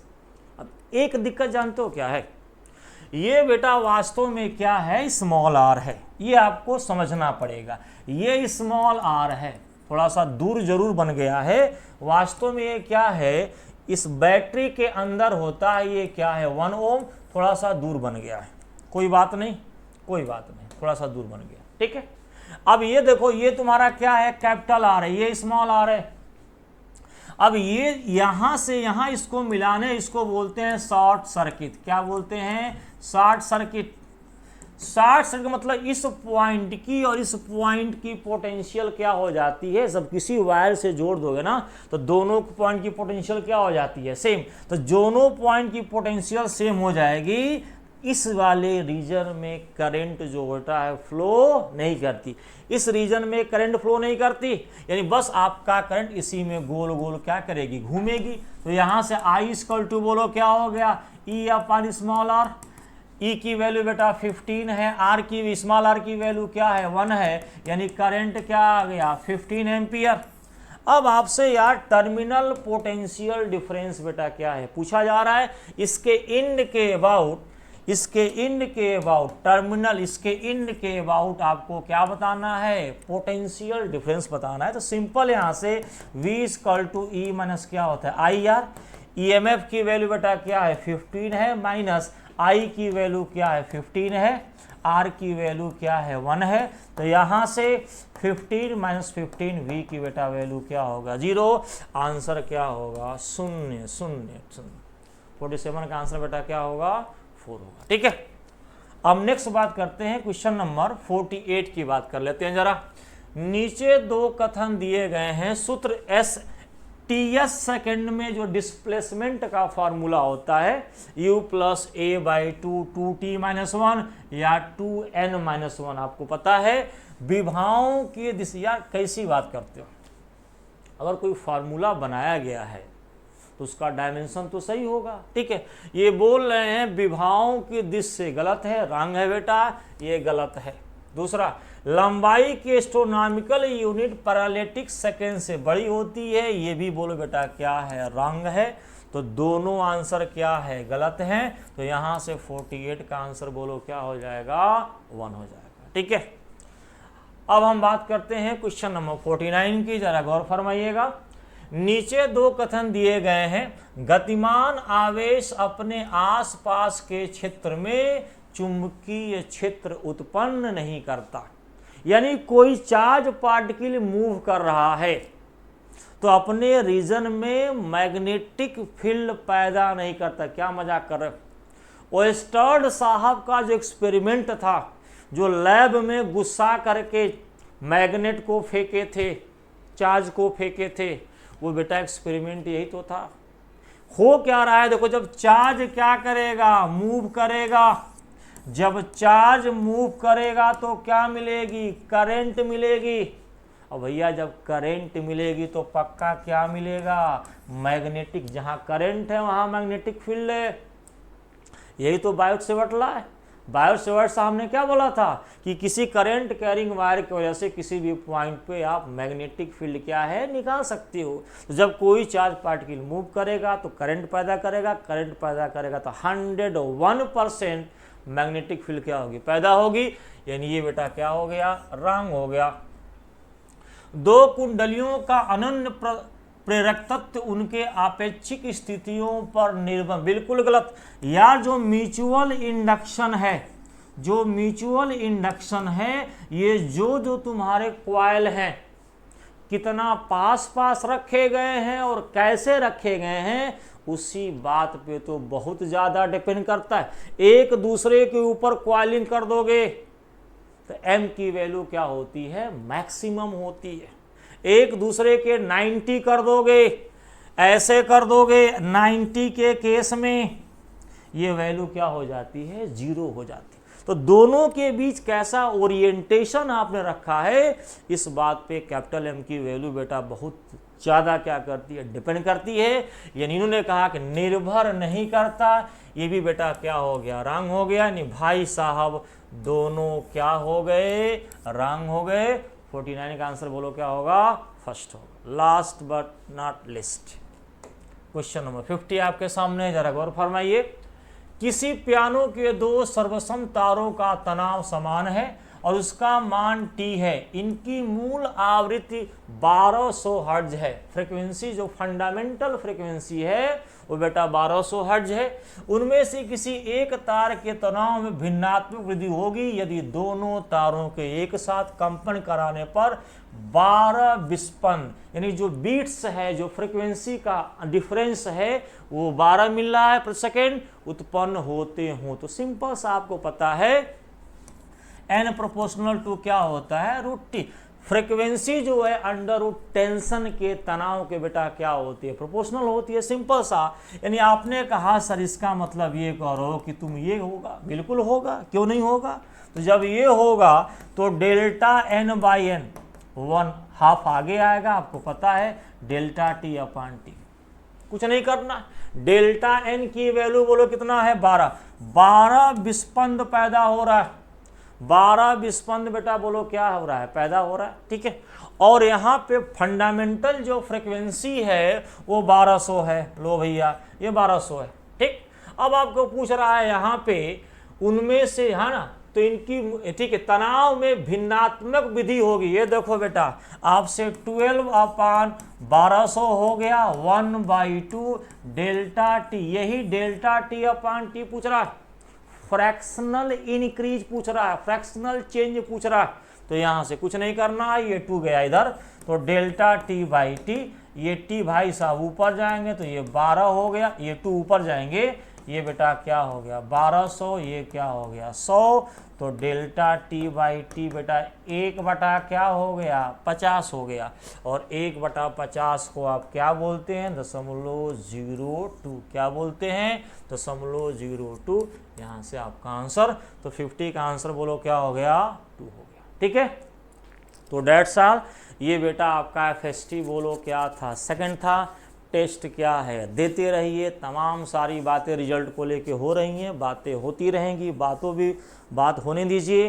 लेकिन अपने पढ़ाई को क्या रखिए, कंटिन्यू रखिए, ठीक है। क्योंकि लास्ट में आपकी पढ़ाई ही बेटा क्या आएगी, काम आएगी। तो पढ़ाई करते रहिए और FST क्या करते रहिए, देते रहिए। डेट्स ऑल, थैंक यू, नमस्कार।